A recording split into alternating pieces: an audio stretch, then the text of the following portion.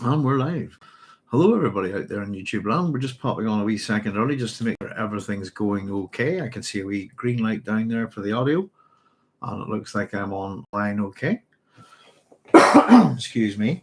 So, if anybody's out there, say hello. Welcome to Doc Sloan Science Fiction Station. This is our Dune book club. We're in the dog house as usual, and the dogs are being barky tonight. I do apologise in advance. So they are. I've got one sitting right outside the door, but something's bothering them outside. And hopefully they'll not go on too much longer. So yeah, we're at chapter 46, folks, and we're pushing on rightly. And I thought I was able to get this one done quite quickly this week, so why not go ahead with it this Thursday? So why not? It just leaves us two to go.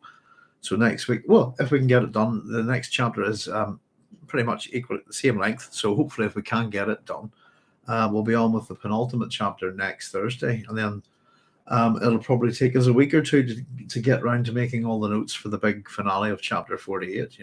There's Lord Crunk saying hellos. Hi, Lord Crunk, how's it going? And Bojack Harkness saying, hiya, Bojack, how's things? Hope you're all keeping okay. I got a few wee comments there last week just following the episode, particularly one I think that was worth mentioning was from Chaya, who pointed out when I was saying that I think that there was a certain point in the chapter 45 where, as far as I was concerned, from that point on, Leto the second that's in this book, from this point on, I thought his fate was sealed. Excuse me, or at the very least, Paul knew. And I think I'd suggested that there was a timeline that went forward from that point on. But as Chaya pointed out quite rightly, there's probably an awful lot of timelines that move on from that point where Leto dies in them as well. If you see what I mean. So that was a good wee point to just throw in there. And we have a few wee things to look at this chapter tonight. So there's a lot of dialogue in this chapter, and this is really, I suppose, the one that we're going to push with the action here. And it gives us a lot of the Atreides and Fremen's strategy about how they're going to engage the Emperor, the Sardaukar, the Harkonnen, and of course we're going to see all the various people involved in this here, but in particular, I suppose, the Guild and Chom come to the fore here in the situation. And so it's quite an interesting chapter. As I've kind of liked to point out, this is the chapter, I think, where we have a certain inversion of things that are come out of the Atreides narrative from Greek mythology and Greek history, and I think very much here what we have is an inversion of the sacrifice at Aulis, if you like, and I suppose those inversions, whereas the Greek fleet is calmed in this story, it's not the Fremen or anyone else in particular. I'm thinking it's mainly Paul here, and we have this storm that will be raging around him, and we have a wee bit of I suppose, a bit of delay and tension building in this chapter, and a bit of that kind of banter that we've seen over the last few pages as well. So it's an interesting wee chat. We sort of see that this little, I suppose, triumvirate of command is set up with Paul, Stilgar, and Gurney, and that they're all getting on grand. And I think we see a few of the differences here between the men. And I suppose also we get a real hint of the Atreides strategy compared to, I suppose, what the Fremen thinks really going on. We get a little bit of that confusion from Stilgar in this chapter. So let's make a wee start with it anyway. And as I said, if anybody's out there, say hello, or if you've got any questions or comments. I made a wee thing just at the start of this that I thought a lot of this chapter sort of contrasted light and shadow. Excuse me, that's our wee noodles there barking our head off. So our epigraph number 46, just beginning, and that day dawned when Arrakis lay at the hub of the universe with the wheel poised to spin. So this, of course, this idea that the wheel of fortune, if you like, fortune, Imperatrix Mundi, as we say, fortune is the empress of the world. So the wheel turns, and things have been turning badly for the Fremen and for Paul Atreides and the Atreides. So it's about time that the wheel did turn for them here. Fortune, fate, all that kind of thing. So we start off with Stilgar whispering, "Will you look at that thing?" And we're told that Paul lay beside him in a slit of rock, high on the shield wall rim, his eye fixed to the collector of a Fremen telescope, the oil lens focused on a starship lighter exposed by dawn in the basin below them. We're told the tall eastern face glistened in the flat light of the sun, but the shadow side still showed yellow portals from the glow globes of the night. Beyond the city of Arrakeen lay cold and gleaming in light of the northern sun. But we're told it's not the lighter that excited Stilgar's awe, Paul knew, but the construction for which the lighter was only the center post, a single metal hutment. We're told it's many stories tall and that reached out in a 1,000-meter circle from the base of the lighter, a tent that was composed of interlocking leaves. This is the temporary lodging place for 5 legions of Sardaukar and His Imperial Majesty, the Palashah Emperor Shaddam IV. So a couple of wee things here, just in terms of this introduction. It's really just setting up, I suppose, the scene for us within this, and I suppose the strategy that there's a natural formation within this battle called the Shield Wall, which isn't actually a wall. As I said, it's a natural geographical formation. And we have this rather interesting thing set on the far side with the city of Arrakeen and this starship lighter. So a lighter, just if anybody's not familiar with the term, is used in the sense to unload, if you like. It comes from, what have we got? From Lukter, isn't it? Mid-Low German. And lighter so this word, I mean, really a thing to unload. In this sense, a starship lighter is a starship unloader, and a hutment. Excuse me. A hutment is a military term for an encampment of huts. We've got a few of them around here from World War II, interestingly enough. A few hutments up the road. And some of the old, there's a prison not too far from here called McGilligan Prison. And inside of it is the sort of remnants of the hutment, if you like. They're still used from World War II when the American soldiers were stationed there, etc. So there we go. So hutment and lighters, old-fashioned kind of military terms.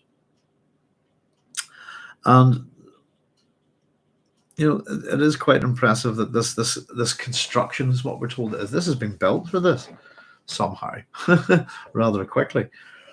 Excuse me. Many stories tall, and we're told that it reached out in a 1,000-meter circle.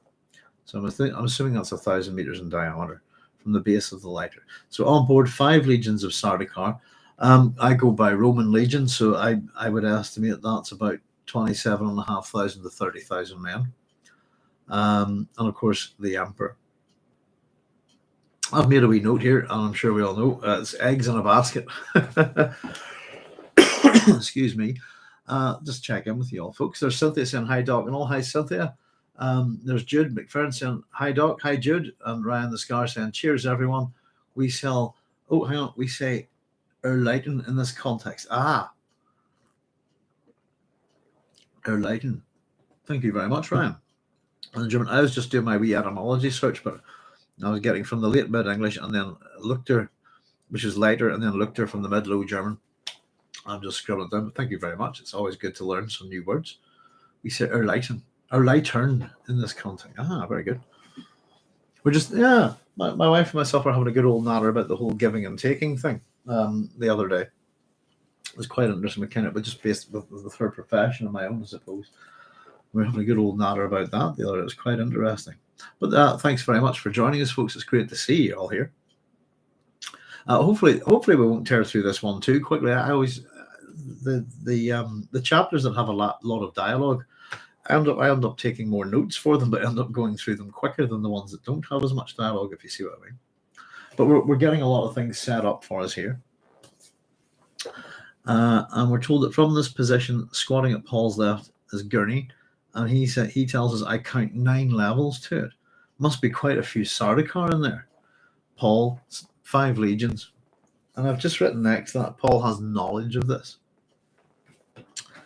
and I'm assuming that this is his prescient vision, etc. But it's 5 legions is how many people are there, and he's it's interesting. Stilgar hissed, "It grows light. We like it not. You're exposing yourself, Muad'Dib. Let us go back into the rocks now. And of course, Paul saying, I'm perfectly safe here. Gurney saying, that ship mounts projectile weapons. Paul replies, well, they believe us protected by shield. They wouldn't waste a shot on an unidentified trio, even if they did see us. And I've kind of just written next to this, why not? I don't, it's not the mentality I understand that you'd find in war. They're probably more likely that that's exactly the sort of people that would get shot at. But Paul's perfectly assured in all things here, really, isn't he? I suppose it speaks to his confidence. I think we were talking about the Emperor's confidence. So Paul goes back and forth between this telescope and this scene, really, in this chapter, before the action kind of shifts, and we sort of get these wee updates. Frank's still using some of this book to sort of educate us a wee bit in geological terms. We're told he swung the telescope to scan for the wall of the basin, seeing the pockmarked cliffs, the slides that marked the tombs of so many of his father's troopers. Now, I looked this up just to check that it's not just a good old rock slide. Is that all I know of it? But slides within geology, landslides are classified by type of movement. Slides are a downslope movement of material that occurs along a distinctive rupture or slip surface, just to be specific. And I thought, why not? I've got geological terms. Let's look them up. That's the definition from the British Geological Survey. So these slides are the results. Ultimately, where his father's men have been buried as a result of, I suppose, the Harkonnen artillery attack. So the slides that mark the tombs of so many of his father's troopers, and he had a momentary sense of the fitness of things, a sense of the rightness of things, that the shades of those men should look down on this moment. That's kind of interesting. Shades, in terms of what we talk about, shades is a very Greek thing, I've always thought, and is a bit interesting. Encountering the shades of men in the underworld, is a common thing. The way I get it in sort of Greek mythology is that you kind of almost have two souls, if you like, and that the shade is the part of you that goes to the underworld, where depending on what sort of life you live, part of you also goes elsewhere. It's quite hard to put a thumb on it, if you know what I mean. But the shades of those men should look down on this moment. How fitting it is. The fitness of things, that there's a sense of rightness about it. We're told the Harkonnen forts and towns across the shielded lands lay in Fremen hands or have been cut away from their source, like stalks severed from a plant and left to wither. Only this city and the basin remained to the enemy. Excuse me. So that's this basin around the shield wall and the city of Arrakeen at this point are the only thing that remain within the Imperial and Harkonnen, I suppose, within Imperial and Harkonnen hands, if you like. So Stilgar says they might try a sortie by Thopter if they see us. Paul again says, let them. We've Thopters to burn today, and we know a storm is coming. So his sort of key advisors are pointing out to him that you're at risk here. I'm perfectly safe. Somebody could shoot at us. I'm fine. They could launch a thopter. Sorry, no problem. Let them. We've got plenty of thopters to burn. So he's almost a bit blasé about it, isn't he? He's almost a bit careless, and we have to assume that it's Paul's prescient vision guiding him here. I think. Let them. We've thopters to burn today, and we know a storm is coming. So Paul again, this telescope prop, if you like, swung the telescope to the far side of the Arrakeen landing field now, to the Harkonnen frigates lined up there with a Chom Company banner, waving gently from its staff on the ground beneath them. And he thought of the desperation that had forced the Guild to permit these two groups to land, that's Chom and the Harkonnens, while the others were held in reserve. We're told the Guild was like a man testing the sand with his toe to gauge its temperature before erecting a tent. Little Fremen similes, I quite like them. Hmm. Oh, just a bit further from Ryan the Scar's comment there, we sir a lectern in this context. You also said that you say this also when you steal someone's stuff to take unnecessary weight of on. To see to unburden. It would work with both of those, wouldn't it? I suppose when you take someone's stuff, a thief would unburden you of your property. Is a rather euphemistic way of putting it. And to take unnecessary weight of one is also to unburden. That's interesting. There's Travis Price saying, "Hey from Maryland, Doc. Hi, Travis. Happy to listen while I wrap up the workday. Excellent. Hope the rest of the day goes quite smoothly for you at work and you get on home." Cynthia said, in chapter 45, Paul saw the position of his enemies in his spice trance. Here in 46, he needs his eyes and equipment, telescopes, a clock, and communications equipment. And Ryan's saying, exactly. Yes. And we'd also mentioned that it might have been you, Cynthia. Somebody talked about the previous chapter kind of being framed by desperation. We've just had that mentioned here. More of that. He's thought of the desperation that had forced the guild. But yes, indeed, there's an attitude to technology in this chapter, Cynthia, isn't there?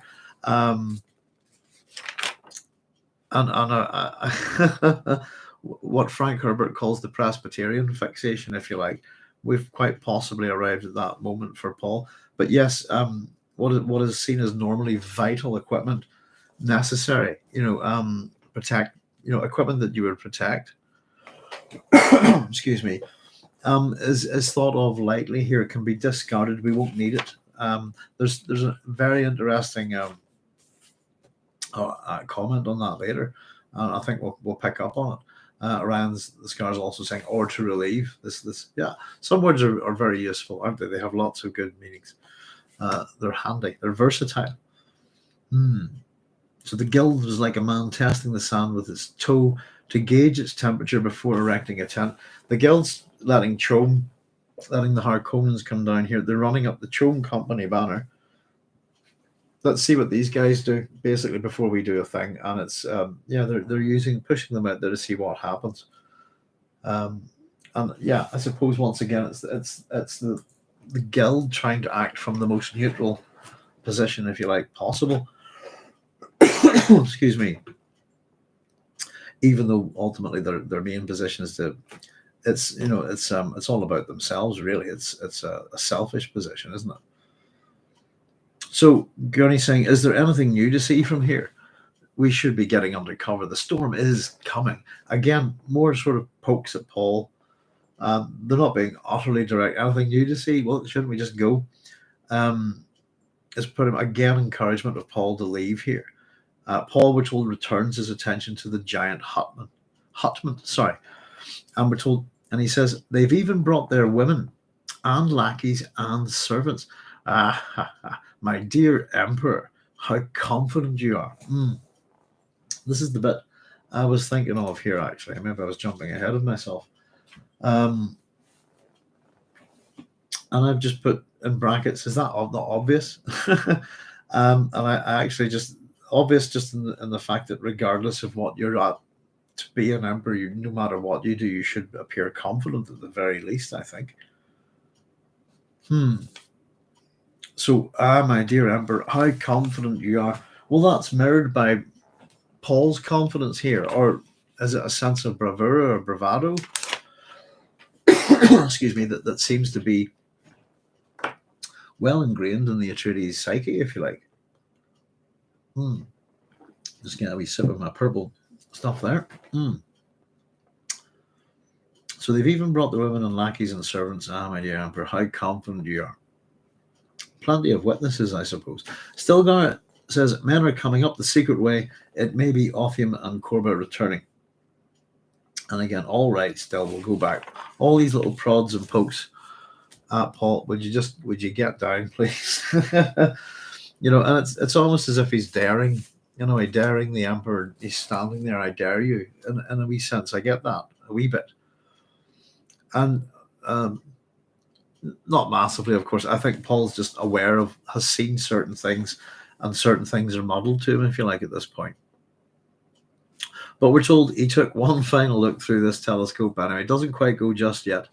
Studying the plane with its tall ships, the gleaming metal hutment, the silent city, the frigates of the Harkonnen mercenaries. He slid backwards around a scarp of rock, his place at a telescope taken by a Fedaykin guardsman. Now, rather interestingly, you're about to find out how big of a pedant I am. I'll catch up with these comments here very quickly. Let's just tell you as to was saying, evening, Doc, and how do you all? Hi, Babs, how you doing? Good. Thank you very much for joining us. Let's see, where are we at? We're on the second page of this chapter, pretty much. Babs, and we're just at this bit where Paul's looking at the telescope for the last time. Now, I don't know. Sometimes you can read too much into a thing, and I'm one of these people, and I'm going to say that this is an example of this, but might not be. And I'm very aware of how particular Frank Herbert writes and little things that he does. But there's a term here used called for Arrakeen, and it is the silent city. And it's not capitalized, as I have left no caps for us, as I've left a wee note to myself. And I think it's a little thing, but I literally fish out almost everything and see is there any reference to it. And the silent city is a name for the Greek, what the Greeks would call Melite. I've written the other names here because I'm not familiar with these. But Melite is in Malta, basically, and the old Phoenician name for it is Malith. The Greeks would have called it Melite. That's Melitte. This is in Malta, but the modern day city, the silent city, is Medina. I think the old spelling is like the other Medina, but this one's like a Mdina, Medina, like that. And it could be nothing, and it could be interesting little point of reference. Just why that phrase, the silent city. It's obviously descriptive that the place is quiet, everybody's asleep. But if you did want to read something into it, then that city, the silent city as we call it, is heavily associated with Paul of Tarsus. There you go. And I happen to think that I've written here, it's just a coincidence, Russ. But just, I suppose, if you want to know how big of a pedant I am and how far I'll check things out sometimes. But I immediately hit lots of stuff to do with Paul of Tarsus, if you like. So it's an interesting little thing, but I don't think it's relevant in any way. Quite possibly just a coinkydink, as they say. So his place is taken at a telescope by a Fedaykin guardsman, and we're told that Paul emerged into a shadow depression in the shield wall's surface, a place about 30 meters in diameter and some 3 meters deep. A natural feature of the rock that the Fremen had hid beneath a translucent camouflage cover. Communications equipment was clustered around a hole to the right, and the Fedaykin guards deployed through the depression waited for Muad'Dib's command to attack. So we're told two men emerged from the hole by the communications equipment and spoke to the guards there. Paul glanced at Stilgar and nodded in the direction of the two men. Get their report, Still. Excuse me. So we're told that Stilgar moved to obey, and that Paul crouched with his back to the rock, stretching his muscles, straightened. He saw Stilgar sending the two men back into that dark hole in the rock, thought about the long climb down that narrow man-made tunnel to the floor of the basin. So essentially that's what we've got, sort of events here that are going to move on throughout this chapter, but we've basically got some communications guys that are Fedaykin, and we're going to get sort of information relayed back and forth here. And we're approaching the point where the Atreides are going to use their atomics for a particular reason, which will get explained to us. And then also, I suppose, the nature of the way that the Fremen are going to progress down through this man-made tunnel to the floor of the basin. That's not going to go quite as smoothly as planned, if you like. And then I suppose once all this happens, the battle is a go-go, if you like. So Stilgar crossed to Paul, we're told, and Paul says to him what was so important that they couldn't send a Kilago with the message.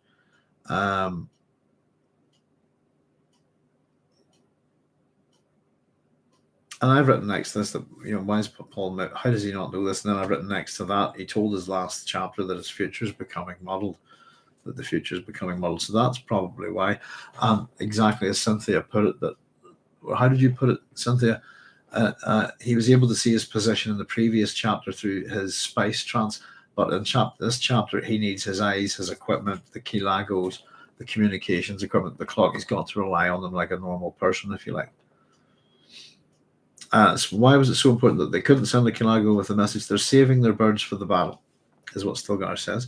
And he glanced at the comms equipment and back to Paul. Even with a tight beam, it's wrong to use these things.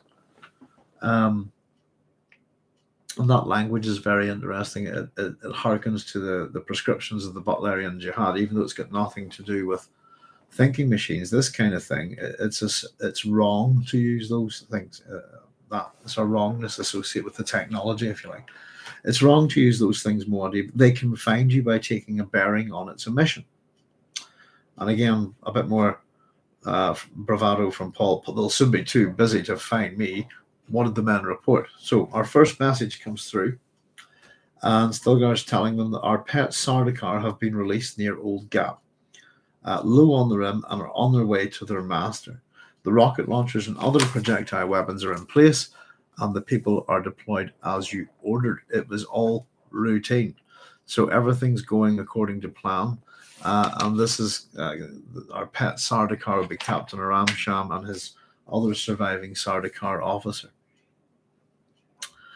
So they've been sent to give the Emperor his message, basically, haven't they? Paul glanced across the shallow bowl, we're told, studying his men in the filtered light emitted by the camo cover. He felt time creeping like an insect, working its way across an exposed rock. Paul says it'll take our Sardaukar a little time afoot before they can signal a troop carrier. They are being watched. They are being watched, says Stilgar. And beside Paul, we hear Gurney clearing his throat. And Gurney says, hadn't it be best to be getting to a place of safety? Again, we still haven't really moved there, have we? Caution.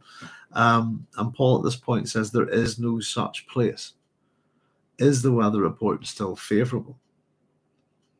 And Stilgar says, a great grandmother of a storm coming. Can you not feel it, Muad'Dib?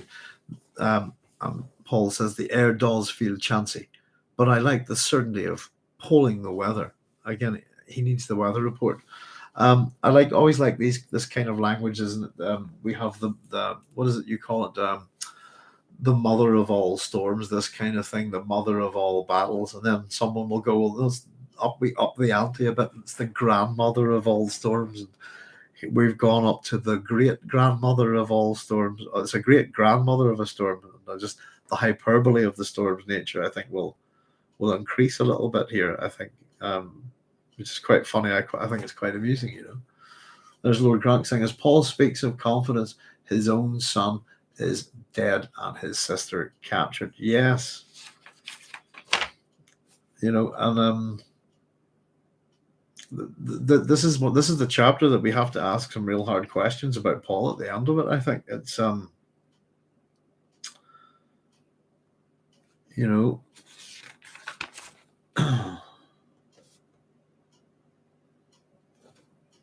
what was he said about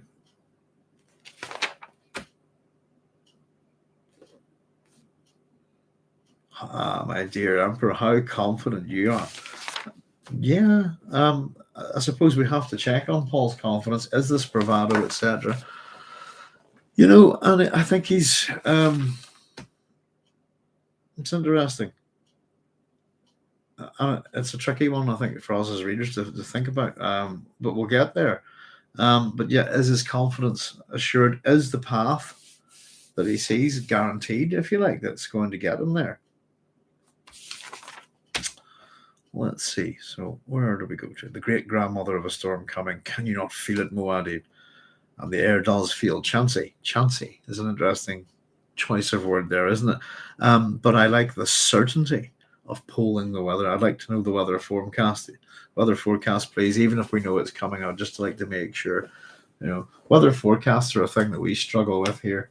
And ultimately, the best thing to know what the weather like outside is to stick your head out the window and have a look. But it's seldom what we're told it is, if you see what I mean. It's quite funny.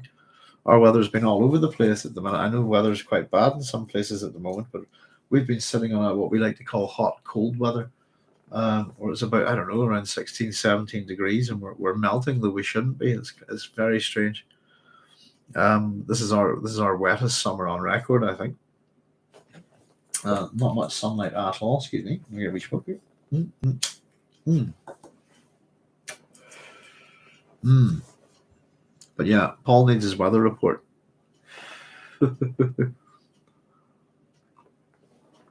Goodness. So Stilgar says, here's your weather report. The storm will be here in the hour. And he nodded towards the gap that looked out into the Emperor's hutment and the Harkonnen frigates. They know it there too. Not a thopter in the sky. Everything pulled in and tied down. They've had a report on the weather from their friends in space. Which at this point, kind of, if we understand what's going on here, I suppose, and what the Fremen bribes are for, to the guild. One of them, no satellites, etc. No weather control is the other. And I'm imagining that this is the case now. That I think that with the situation on Arrakis, that has ceased to be the case at the very least. Pardon me. I would say that it's not weather control, but they definitely have satellites. Or it could be coming from one of the many spaceships in orbit. So Paul asks, any more probing sorties? Stilgar says, nothing since the landing last night. They know we're here. I think now they want to choose their own time. And Paul says, we choose the time. And again, what Lord Crunk's saying, really, we'll find out that, Paul's opponents here have chosen to act. They have done something in this time, if you like. We choose the time. So Gurney looks upwards and growled, if they let us. If they let us. And again, it's all, everything's great as long as they let us do what we want to, but they can stop us at any point, I suppose. The things that Gurney's worried about, Paul's aware of here, that fleet will stay in space. Gurney shook his head. Paul said, they have no choice. We can destroy the space. The guild dares not risk that. Who dares not risk it? It's the guild, really. At this point, who are we worried about? It's not really anyone else. It's the guild's the main thing here, I think. Desperate people are the most dangerous. I'll back that up, by the way. I would say that nobody else isn't to worry about. That's not true at all. There's plenty to worry about here, but the guild are running the show in terms of the opponents of the Fremen here, if you like. Just to say that rather than having to list them all. They have no choice. We can destroy the space. This is the crux of the strategy, if you like. The hydraulic despotism of Paul Atreides and the Fremen. Working against the hydraulic despotism, if you like, of the guild. The guild dares not risk that. Gurney says, desperate people are the most dangerous. And Stilgar says, rather amusingly, I think here, are we not desperate? Which gets another growl from Gurney. There's lots of growls and barks from our Atreides people here, if you like, from the Fremen people, from Paul and Gurney in particular. Dog-like pups, this kind of thing. We all know the association, I suppose. Achilles is often referred to as a dog in the Iliad, isn't he? His qualities, people, it depends on whether you like dogs in your culture, I suppose. And this little bit, I suppose I've written down here, this is the kind of the beginning of the small talk, if you like, the banter. It's small talk with Paul, Gurney, and Stilgar. But the first little bit is there's not much Gurney can really do about it, I think. As Paul says to him, you haven't lived the Fremen dream. It's kind of one of those speeches, you wouldn't know what you're talking about unless you've done this kind of thing, which is a bit silly, I've always thought. Still is thinking of all the water we've spent on bribes, the years of waiting we've added before Arrakis can bloom. He's not, and he's cut off by Gurney going, you know, like, and I've just put down. I think this wee bit's quite funny. It's a wee bit of a bit of banter before the kickoff, if you like. Stilgar's like, why so gloomy? And Paul kind of says he's always gloomy before a battle. It's the only form of good humor. He allows himself. Gurney's giving him this slow wolfish grin, spreading across Gurney's face, the teeth showing white above the chin cup of his still suit. And Gurney, rather, quite impressively here says, "It glooms me much to think on all the poor Harkonnen souls will dispatch unshriven." And I quite like Stilgar says, "He talks like a Feda And Paul replies, "Gurney was born a death commando." And his thoughts go to, yes, let them occupy their minds with small talk before we test ourselves against that force on the plane. So this is a bit of a mutual welfare club, if you like. They're a bit of preening your feathers and big upping each other, I suppose, before the battle. Why is Gurney so unhappy? He's thinking about all the Harkonnen souls that he gets to dispatch, and he uses the word unshriven. Glooms me much. It's an interesting little way of writing it, I think. That's kind of like a priestly term, isn't it? It's to do with getting confession, getting what would you put it? I don't know. What's the word I'm looking for? To get people to confess their sins before they die. This kind of thing to make them suffer for it, impose a penance. That's the word I'm looking for. Without to kill all these, it's a pity I'm going to kill all these Harkonnens without making them really pay. Basically, excuse me, is what he's saying here. Stilgar's response. He talks like a Feda King. He speaks like a death commando. Gurney was born a death commando. So yeah, it's a big mutual love thing. And there's a very interesting that little comment by Paul about Gurney being a death commando. There's a speech about a death commando becoming a priest in Dune Messiah. And I think it's about Korba, isn't it? But it just this little part of that reminded me of that when they're talking about it later in Dune Messiah. But yeah, Paul's thinking, yes, let them occupy their minds before we test ourselves against the force on the plains. We're told he looked to the gap in the rock wall and back to Gurney and found the troubadour warrior had resumed his brooding scowl. And Paul says, "Worry saps the strength," we're told he murmurs this. You told me that once, Gurney."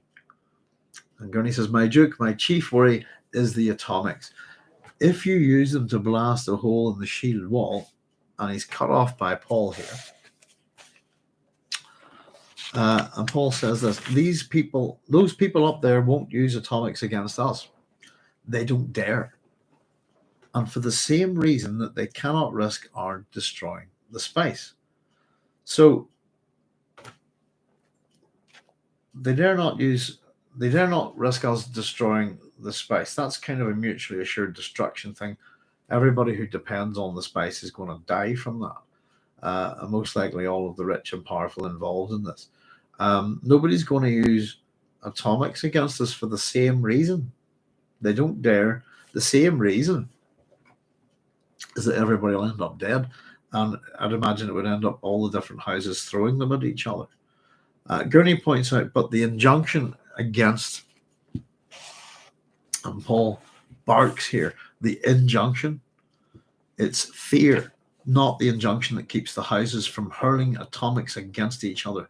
The language of the Great Convention is clear enough. Use of atomics against humans shall be cause for planetary obliteration. We're going to blast the shield wall, not humans. Gurney says it's too fine a point, and Paul says the hair splitters up there will welcome any point. Let's talk no more about it. So this is a loophole, if you like. And this is to do with an injunction against the different houses of the Landsrat using nuclear weapons in a war against each other, against people. in any shape or form. Let's have a wee look here a wee second. We will go into this later in detail later on when we hit the appendices. So the Great Convention, just to run over it again, we've talked about it before, is the universal truce enforced under the power balance maintained by the Guild, the Great Houses, and the Imperium. That's the Imperium being the Imperial House, if you like. Its chief rule prohibits the use of atomic weapons against human targets. Each rule of the Great Convention begins, the forms must be obeyed. So that's the Great Convention, the forms of which must be obeyed. And then you'll find that within the appendix terminology of the Imperium. So this is splitting hairs, isn't it, really? Whatever way you want to put it, it's one of those things, you can't use this in that situation. Aha! I shall use it in another situation. And it's as simple as that, really. I love things like that. If you want to refine the point a wee bit, it's a bit like the Witch King of Angmar not being able to be killed by any man, isn't it? And of course, Eowyn who kills him is a woman. I often like to point out that the thing that kills him is a sword, and therefore it doesn't really matter. If you see what I mean, you can always find a loophole. When the forest comes to the castle, all of these kind of things. There's always a way of making something happen. My favorite one is the guy that can't die on the day of battle and gets shot a lot, and it takes him to the end of the day to bleed to death, but he can't die. So they said this is pure speculation. But might the Guild be putting out temporary weather satellites to enhance the severity of the storm to assist Paul and thus preserve the spice? I had thought at this point, well, that's what I was thinking, Cynthia, that if the whole thing about the bribes has been for two things, no satellites, no weather control, then I would imagine that both of those things would return to Arrakis. Nothing wrong with speculating at all. We do it a lot. Might they be wanting to assist him in order to preserve the spice? It's a good question. The way I get it is that I suppose we'll have to get there, but the way I read it is this: that the Guild see all of this as a big kind of nexus, a conjunction of an absolute crap fest, if you like, and that if they really do anything, I always thought of it that as much as they wanted certain outcomes, that if they act in any way, it's really problematic. So I always saw them as doing their damnedest to be neutral in this. But of course they're not. They're pushed, as we're told. It's not that they're backing, and I wouldn't say it is the case here. It's not that they're backing the Harkonnens and Chom. It's simply they've just put them on the ground. If they get blown to bits, it's fine. So the way I looked at it from the Guild's point of view was that the two most expendable pieces on the table were the Harkonnens and Chom. If you see what I mean. And by proxy, that would affect the Emperor because a lot of his wealth comes from Chom Company contracts, doesn't it? I think that's the idea that shares within Chom is the major source of wealth that generates salaries. So it's an interesting question. And I suppose that almost in the sense that the use of atomic bombs here from Paul is meant to kind of enhance the natural power of the storm, isn't it? It has a particular effect here. But I'll put it this way, if I was the Guild there, I'd have weather control and satellites. I'd have them out from day one. If things were going wrong there, as much as the Fremen are bribing me, who's to say that I could put a satellite up there that they wouldn't know about, if you see what I mean? I don't think it's something beyond them, to be honest with you.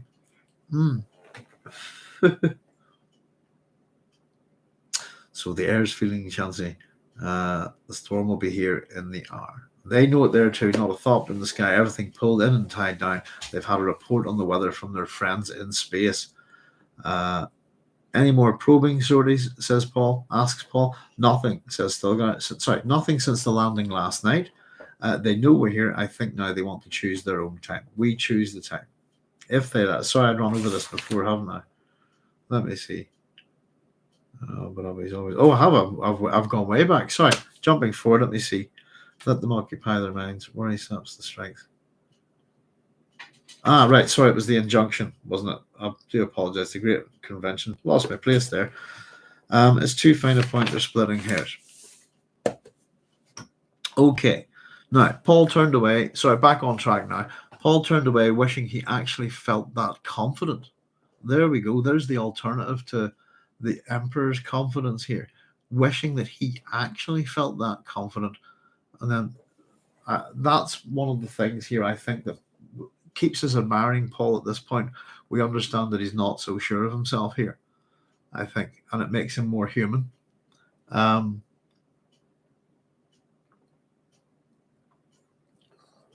Wishing he actually felt that confident. It doesn't mean he's not exuding that confidence. He's not showing it, not demonstrating it clearly. And Paul says, at the same time, that's one thing. I think we have something else here that's going to make us think about Paul. And our hero is near the end of his journey. It's soon going to be that point where we do have to start really considering him. And especially in light of what Frank has told us, that he's imprinted this guy upon us. So here we go. What about the city people? Are they in position yet? He asks. Yes, Stilgar muttered. And Paul looked at him. What's eating you?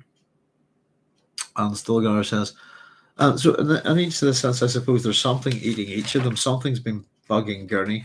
It's the use of atomics and the injunction against them within the Great Convention. This is Stilgar's bother here. I never knew the city man can be trusted completely. And that's a wee absolute we put in there. And Paul says, I was a city man myself once. This bugs, obviously, this is not the thing that Stilgar was expecting back. He stiffened, we're told, and his face grew dark with blood. He's a bit embarrassed here. Muad'Dib, me knows I did not mean. I know what you meant still. But the test of a man isn't what you think he'll do. It's what he actually does. These city people have Fremen blood. It's just that they haven't learned how to escape their bondage. We'll teach them. Pardon me. And Stilgar nodded and spoke in a rueful tone. The habits of a lifetime, Muad'Dib. On the funeral plain, we learn to despise the men of the communities. And I thought that was an interesting way of putting it. The word community there. Excuse me. Because I would consider the Sietches communities, if you like. It's not a word that I would use to separate the town mouse and the country mouse, if you see what I mean. Or Paul says Paul glanced at Gurney, saw him studying Stilgar.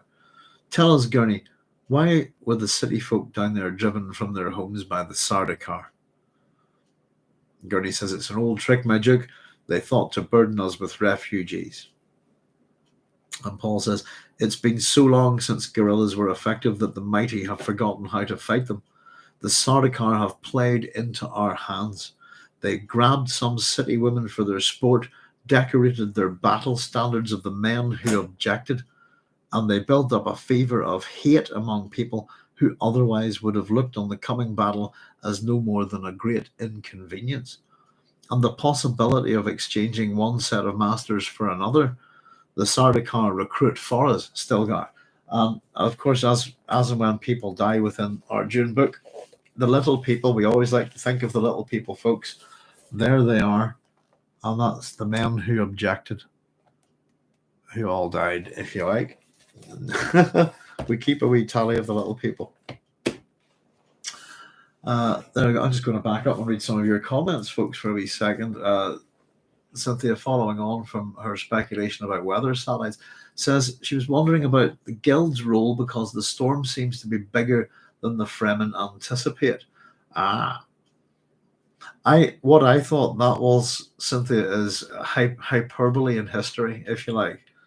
That again, there's problems with this chapter and how it's written, and I was going to get to them actually, and I'm actually probably have skipped a few of them because of the way I write out the dialogue in my notes. Let me just see where we're at. Paul said. It's where we start going said. If you see what I mean, we'll find a wee example of it. Every chapter, everything that's happening here, is being told to us as history from the future, as we know, and the storm being bigger than the Fremen anticipated. I thought when I was saying that, that's what I was saying about. I thought that was funny. Was that the mother of all storms, if you like, that's coming has become the great grandmother of all storms, if you like, and shortly it's going to be called, I think, is it the great great grandmother? Its magnitude increases and its legend increases throughout this chapter, I think. I think it could be part of that. It's quite possible. We're wondering about the Guild's role because the storm seems to be bigger than the Fremen anticipate. It's also it's a good point, and there's a lot to think about that actually. And is it how much have they been relying on Paul's prescient sight, if you like? And it's early as well, isn't it? I think the storm comes early, and it is bigger than they anticipate. And again, that's part of that. I don't know. Religious feel to it, I suppose, in some ways, that they're building the legend of Paul here.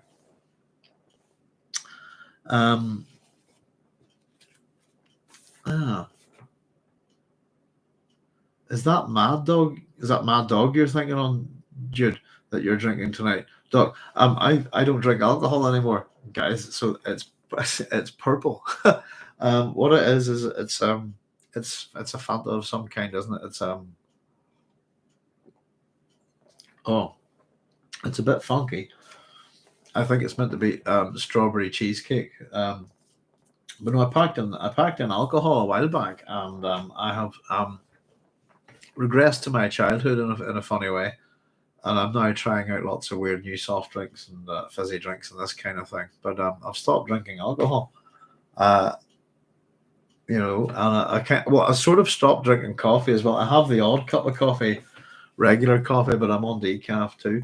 And Craigie, credit for giving it up. It's just one of those things. I suppose it's some personal reasons, but it doesn't make me feel I don't feel particularly well when I drink alcohol, and I haven't been drinking much alcohol for a long, long, long time. So I've been cutting it right down ever since I became a dad, really, and I don't see the point anymore. But I don't react well to it, so even a little bit of alcohol is not. I just don't enjoy it. So no, just it was easy, and I haven't looked back. It was just I can't be bothered with that nonsense, if you like. But even when I was having the odd beer on here, it was really for thirst purposes. It was it's a bit like doing a gig. You'd set a pint, in front of you and get the odd sip at it, just to keep your fluids up. But no, so it's purple Fanta stuff or whatever, and I quite like lemonade, so I'm trying out all sorts of lemonades and things.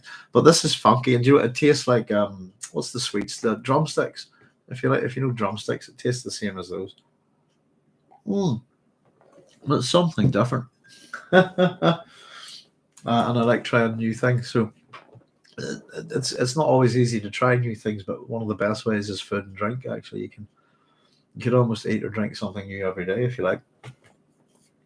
Makes life a little less boring, but there you go. So no, it's not. I think what you meant, Jude, is Mad Dog, but it's not. I haven't had Mad Dog since I was since the 90s. I don't know if it's still around. Brad says, to be a weather control satellite sounds too much like something that would need a computer. Good point. But they do exist. Excuse me. Ultimately, I suppose it would ask a lot of questions about how far do people go with the Great Convention and things like that, but particularly with the prescriptions left over from the Butlerian Jihad, about making machines like that. And certainly with one of the things that scientifically we think humanity might be able to head towards, there's experiments in that area, is weather control. But I think it would definitely at least take something like an artificial intelligence or something to work it. As I said, our weather reports, I've got the Met Office here, and the BBC, and generally they're not accurate at all. And we get very interesting weather here. But up to the point where I'm thinking I'm building a little weather station myself, maybe. Just for the bit of fun of it. For a bit of the fun of it. So, the bit that we're getting to here, I suppose, the Sardaukar have been treating the local Fremen, the city Fremen, like crap. I always think the city Fremen and the wild Fremen, if you like, always do remind me a wee bit of the town mouse and the country mouse, this kind of thing. From Aesop's fables. Stilgar says the city people do seem eager. And here we go. Here's the currency of the Atreides at work once again.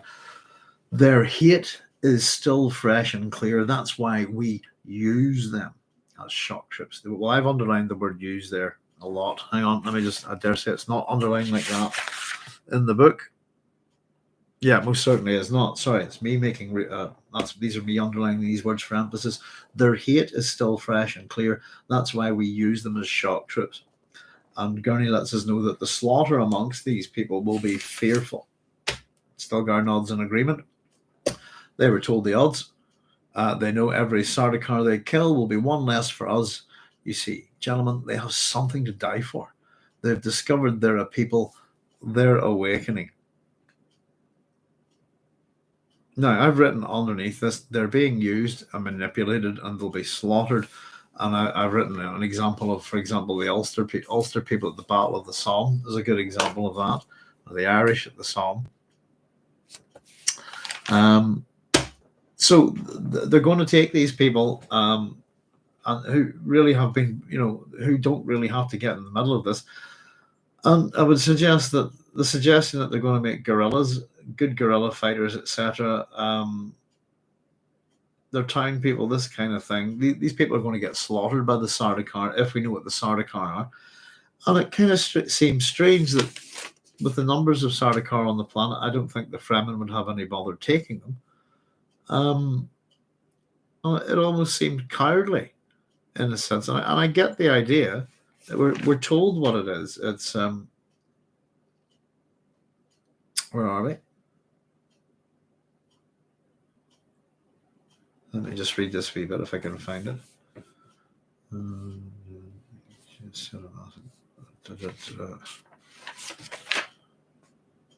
Yeah, sorry. Every Sardaukar they kill will be one less for us. You see, gentlemen, they have something to die for. They've discovered there are people that are awakening. Now, every one that they kill, if these are kind of like peasant farmers or people who are, sorry, not peasant farmers, townsfolk working, shopkeepers, this kind of thing is what you'd imagine they are. They're going to get absolutely slaughtered by the Sardaukar, who are the most vicious. The odds you'd think would be ridiculous. And you kind of don't really understand why are they shock troops? And simply put, it's sheer numbers it would have to be, wouldn't it? It would have to be the city mob, if you like, could overrun these people. But I kind of thought the best way sending the city mob to fight the Sardaukar is not the best way to deal with the Sardaukar, I would think, at all.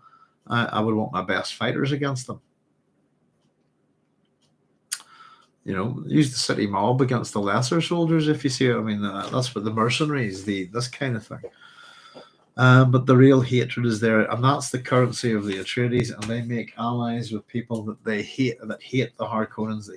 Hate is the tool that they use. So it is going to be an absolute massacre of these people, and they deserve their own little skull here, I suppose. All the townspeople that will die, but they have been used, they have been manipulated.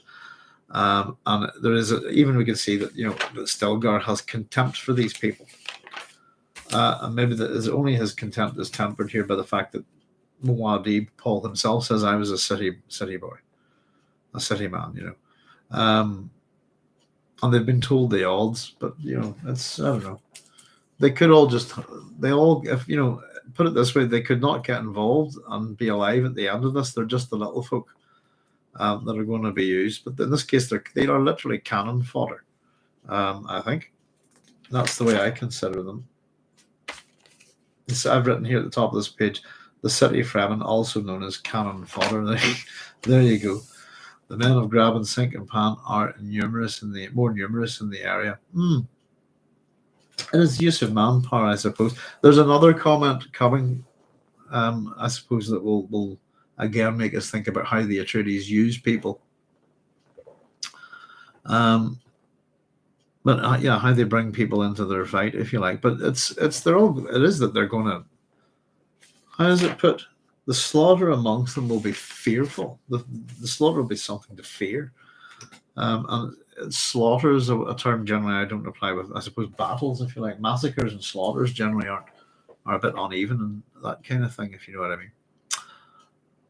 But they've been told, and also again this little bit at the beginning, at the end of this passage, you see, gentlemen, they have something to die for. So they've given them something to die for rather than giving them something to live for, if you see what I mean. Maybe they've discovered they're a people. They're awakening. They're waking up. They're asleep, and we've given them a purpose, and the purpose is to die for us. That's the way I look at it. The watcher at the telescope, which will mutter an exclamation. I wrote, isn't that a paradoxical statement? But what the hey? He moved to the rock slit and asked. Paul moved to the rock slit and asked, "What is out there?" So the watcher hissed here. A great commotion, Muad'Dib.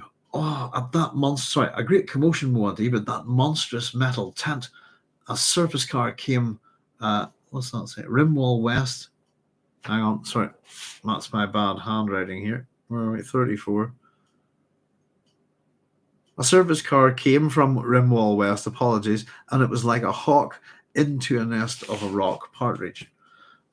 Again, one of these little Fremen similes, if you like, a hawk into the nest of a rock partridge. This is the Sardaukar prisoner arriving. The rock partridge I put just once again within the animals of flora and fauna of Dune is the Electorus greeki, which is native to southern Europe, part of the pheasant family, and has 4 subspecies and 1 paleo subspecies. In other words, one that's extinct. There you go.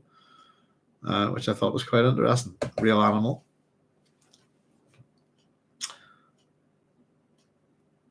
Like a hawk into a nest of rock partridge. I thought pretty much just scatter. Paul saying, our captive Sardaukar have arrived. And the watcher of this Feda King here, guys, says they have a shield around the entire landing field now.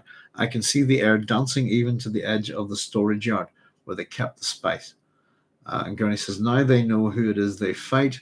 Let the Harkonnen beasts tremble and fret themselves that an Atreides yet lives. Paul's to the watcher here. Watch the flagpole atop the Emperor's ship. If my flag is raised there, and he's cut off, Gurney interrupts him here. It will not be. We get Paul's point of view here. He saw a puzzled frown on Stilgar's face. So Stilgar's not getting this here. Paul saying, keep an eye out for my flag on the Emperor's ship. Gurney's going, it will not happen. So Paul explains here. If the Emperor recognizes my claim, so here's the political way out, if you like. He'll signal by restoring the Atreides flag to Arrakis. We'll use the second plan then. There's a plan B here. Moving only against the Harkonnens. The Sardaukar will stand aside and let us settle the issue between ourselves. Now, I find that this is pretty interesting. Based on what we've just read, the Sardaukar have been slaughtering and raping the local people. But if the Emperor runs my flag up here, we're not going to fight those guys at all. Now that means everything we've told the city Fremen is a load of hooey. And I'm assuming that we'll just use them to fight the Harkonnens instead. That's what I get from that. We'll use the second plan then, moving only against the Harkonnens. The Sardaukar will stand aside and let us settle the issue between ourselves. And I've also written next to this, would they? Because we've been told that the Sardaukar have instigated a pogrom against the Fremen, haven't they? And I suppose it would take an imperial order for them to stop that. But I'd imagine that they'd be none too happy about it. And I'd imagine quite a lot of the Fremen would be none too happy about not killing the Sardaukar. Plan B seems to have an awful lot of complications, I think, for Paul, that go more negatively towards the native people that have helped them than anything else, if you see what I mean. Stilgar says, I have no experience with these off-world things. I've heard of them, but it seems unlikely that. And Gurney says that you don't need experience to know what they'll do. So, in a kind of way, this is sort of, you don't need experience, you don't even need prescience in a sense, I think, is what Gurney's saying. The Watcher tells us they're sending a new flag up the tall ship. The flag is yellow with a black and red circle in the center. And Paul says, there's a subtle piece of business. It's the Chom Company flag. So I'm not too sure how we should really draw the Chom flag. I've gone with a couple of options there on my wee just diagram. Chom Combine Honnet Ober Advancer Mercantilis. So a combine basically whose goal is to make sure that basically they're a mercantile company. I think that they're very similar. We've chatted about Chom before, haven't we? That's very alliterative. And they're very similar to something like the East India Company, I think. I'd say that they're probably modeled heavily on the East India Company.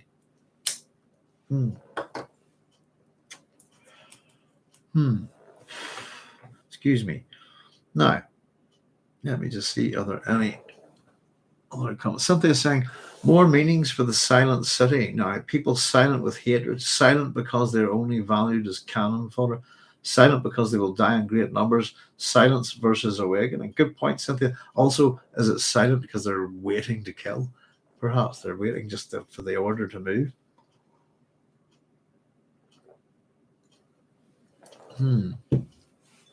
Yeah, I didn't think I was stretching it, but I just thought the silent city for Arakeen. I hadn't heard it referred to that way before.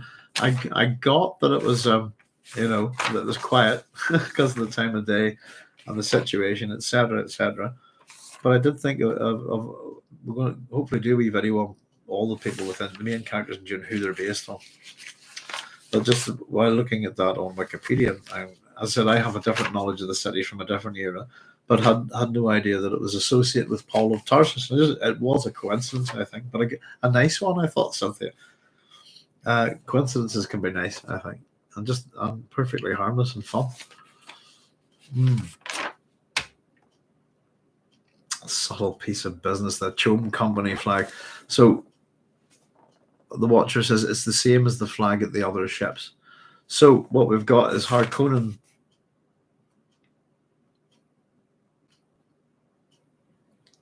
Hang on a wee second. They're sending up a new flag up on the tall ship.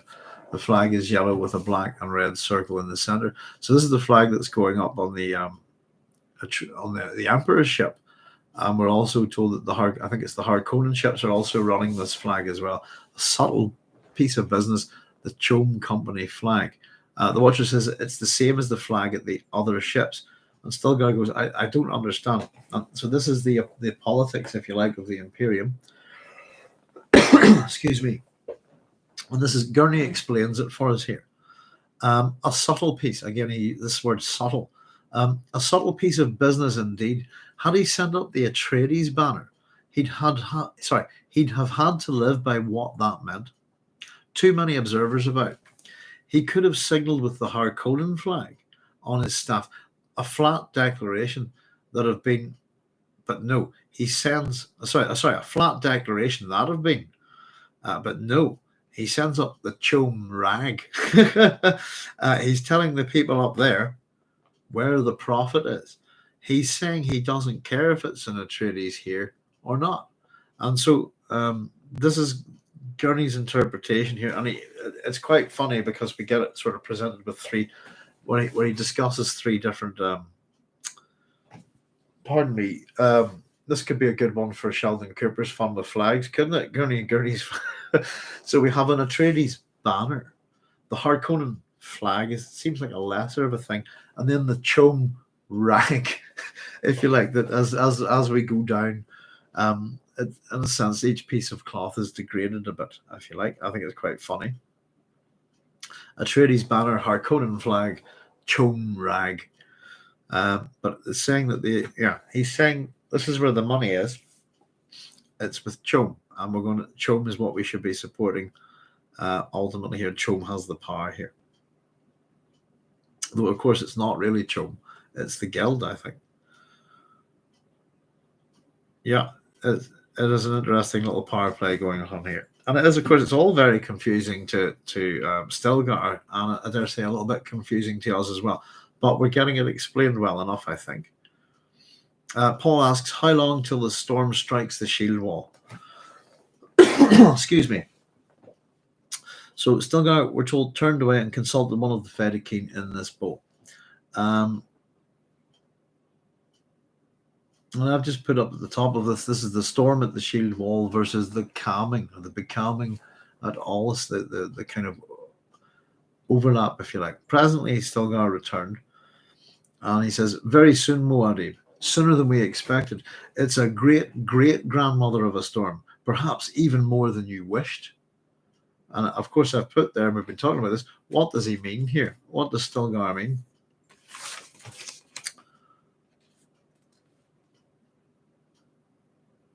But let me just back up a wee second to my comments about storm. I think that haven't we upped the ante a little bit here? If I can find it.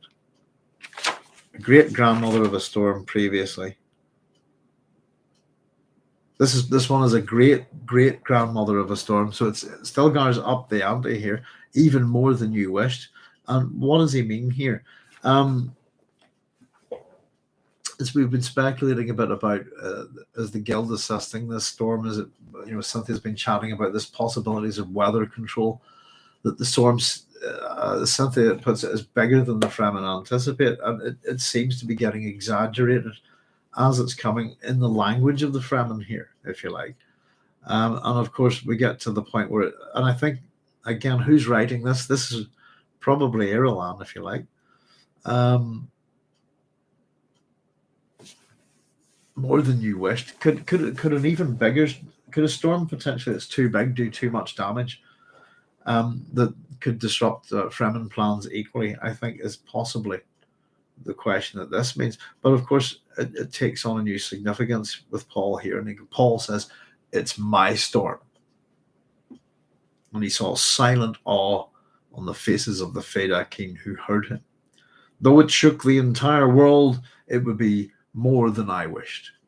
Sorry, it could not be more than I wished. I'll read that again. I messed that up. Though it shook the entire world, it could not be more than I wished. Will it strike the shield wall full on? And there's our strategy there. If we back it up a wee second, though it shook the entire world, it would not be more than I wished. And the word I've written next to that is hubris. Our favorite thing in the ancient world is hubris. It could not be more than I wished. And Stilgar says, close enough to make no difference. In other words, will it hit the wall? Close enough to make no difference? Yes, it'll hit the wall. Excuse me. Telios is saying, my bus will be in shortly, so I've got to scoot. Y'all have a good night. See y'all next chapter. All the best. Babs, take it easy. Connor Quinn saying, always in scenes like this, I can already see the mythologizing that will be done after Paul's deification. That's it. Depends on how much hindsight we have here. Connor, if we've read this book before or not? I think if you've read the Dune series and you're wise to it, you start to notice these things. But yeah, the mythologizing here, I think, is part of it. The building of the, as I said, that it's the mother of all storms, and then it's kind of that thing, isn't it? I always think of it going back to Beowulf. Here's the monster. No, here's the mother of the monster. If you see what I mean. Whoops, that kind of thing. But yeah, it's becoming the great grandmother.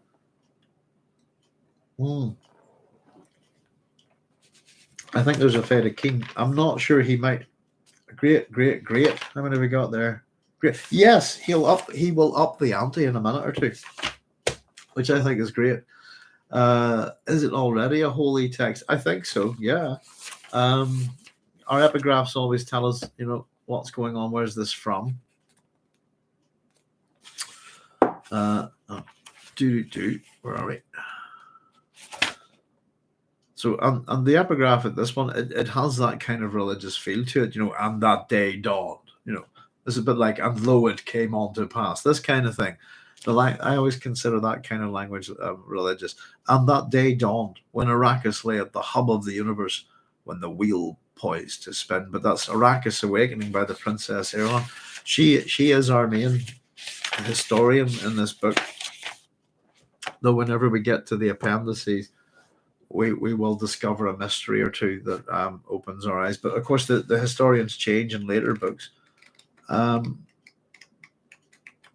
this is a narrative that she would have published, via House Atreides as the imperial house. So it's everything you read in Dune is propaganda. I take that. It's the way I read it. Everything you read is propaganda, and it's from a position in the future. And this book is whatever Dune is. The book of Dune itself, I think, is the artifact, part of the Dune universe, if you see what I mean. But yeah, the way it's written, the way the omniscient narrator works in particular, and how we move in time with it.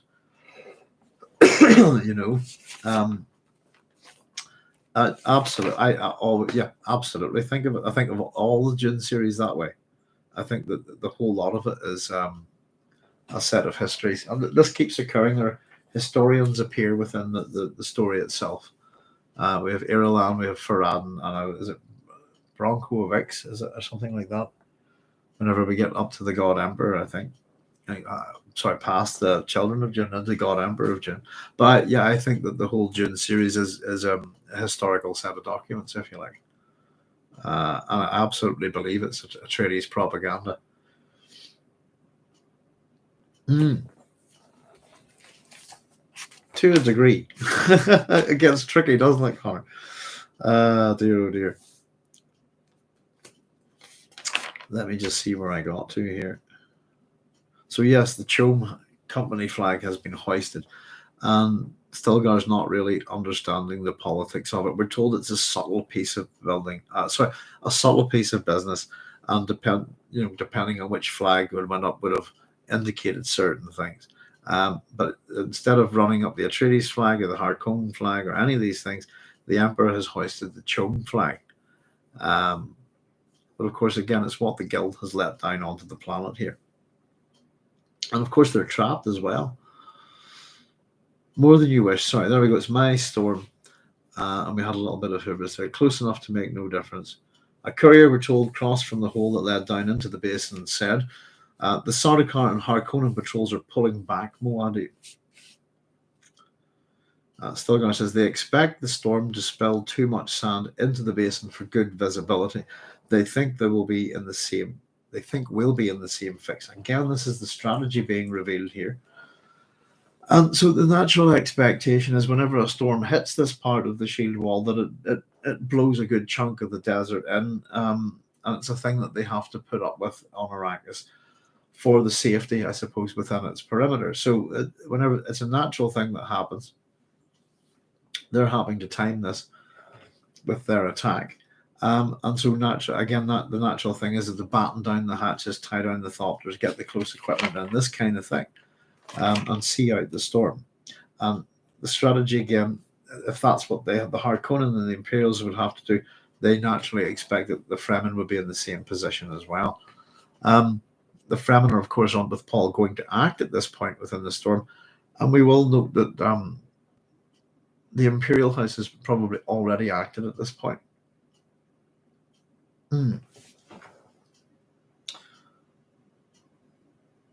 So they expect the storm to spill too much sand into the basin for good visibility. They think we'll be in the same fix. Paul says, tell our gunners to set their sights well before visibility drops. They must knock the nose off every one of those ships as soon as the storm has destroyed the shields. So the storm is going to destroy the shields on the ships, is the idea. And what they're getting all the Fremen guys to line up their gun sights onto the ships before the storm comes in. As soon as they can just pull the trigger knowing that the gun is lined up with the target. Excuse me, and it'll make no difference if they can't see it or not. So Paul stepped off the wall of the bowl, pulled back a fold of the camouflage cover and looked up at the sky. And Paul restored the cover saying, start sending our men down still. And I've written next to it that is Paul immobilized in that sense, in the sense that we're going to talk about here? Is he immobilized from here? because immediately after, and it's a bit like the beginning of this chapter. We talk about framing chapters, if you like. The beginning of this chapter has all been about Stilgar and Gurney trying to get Paul to come in from safety, come away from this telescope. Would you get in? It's not safe. Would you keep, and no matter what, they keep at him over this. And in this case, kind of, aren't you coming? Do you want to come now? And no, he's not going to come. So start sending our men down still, says Paul. And Stilgar says, will you not go with us? I'll wait here a bit with the Feda King. Stilgar, given a knowing shrug to the Gurney, moves to the hole in the rock wall and soon is lost in its shadows. Paul says, the trigger that blasts the shield wall aside. Hang on a second. Sorry, I've written something wrong down here. Let me just read this again. No, I haven't, actually. That's just me. Sorry, I'll read that. Fine. It's the trigger that blasts the shield wall aside. That I leave in your hands. You will do it. And this is to Gurney. And I'll do it, says Gurney. Let me just see that. I'm going to read that again. 45. The trigger that blasts the shield wall aside, that I leave in your hands. I'd alter the punctuation there a bit. Quite frankly, that's what I tripped over. If I was Frank, I would add another comma in there, but that's just me.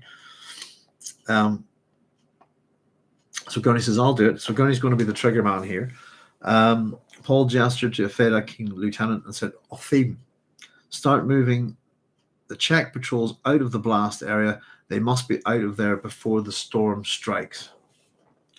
And the man bowed and followed Stilgar to wherever Stilgar headed off there. And Gurney, we're told, leaned into the rock split and spoke to the man at the telescope. Gurney says, keep your attention on the south wall. It'll be completely undefended until we blow it. Paul then dispatched a Kilago with a time signal. So we're getting little aspects of their strategy, giving out instructions, getting ready for the beginning action of this assault, if you like. So we're told by the man at the telescope here, some ground cars are moving towards the south wall. Some are using projectile weapons, testing. Our people are using body shields as commanded. The ground cars have stopped. So these are the reports that are coming in. And I think this is kind of interesting because we're learning a little bit here that the Fremen are using equipment, using certain things that they're not used to. And the first one of these here is our people are using body shields as commanded, I think, is the point there. And it's because, of course, the Fremen have a bit of an aversion to shields, don't they? Does knocking the noses off the ships also signify disrespect? Oh, Connor saying I see that now. Interesting. So just about, is it already a holy text?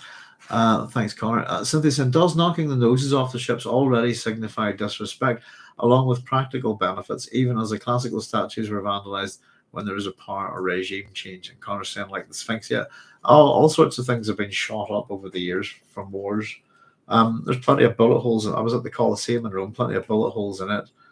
Yes, was it Napoleon's men possibly shot the nose off the Sphinx, if I recall? The Sphinx in Egypt.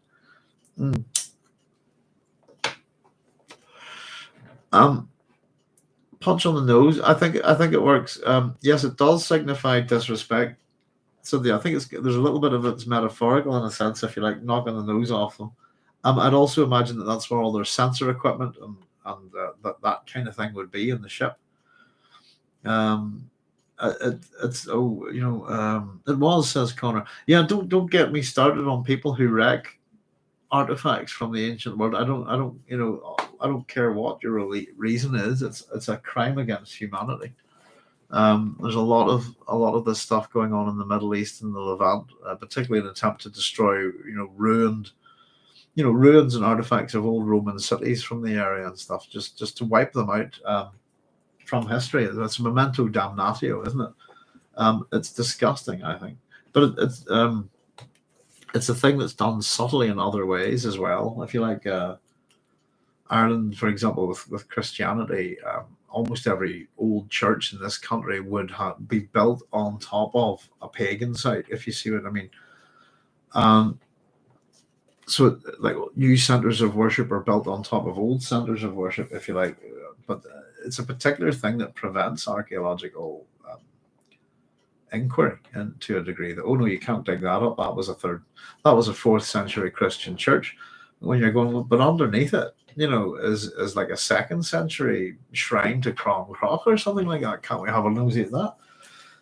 So it's interesting how subgroups go about destroying things like artifacts from the classical world. Some people just destroy them; others build on top of them, if you like. Sheen a gig. I have no idea what that means, Connor, but I'm going to look it up.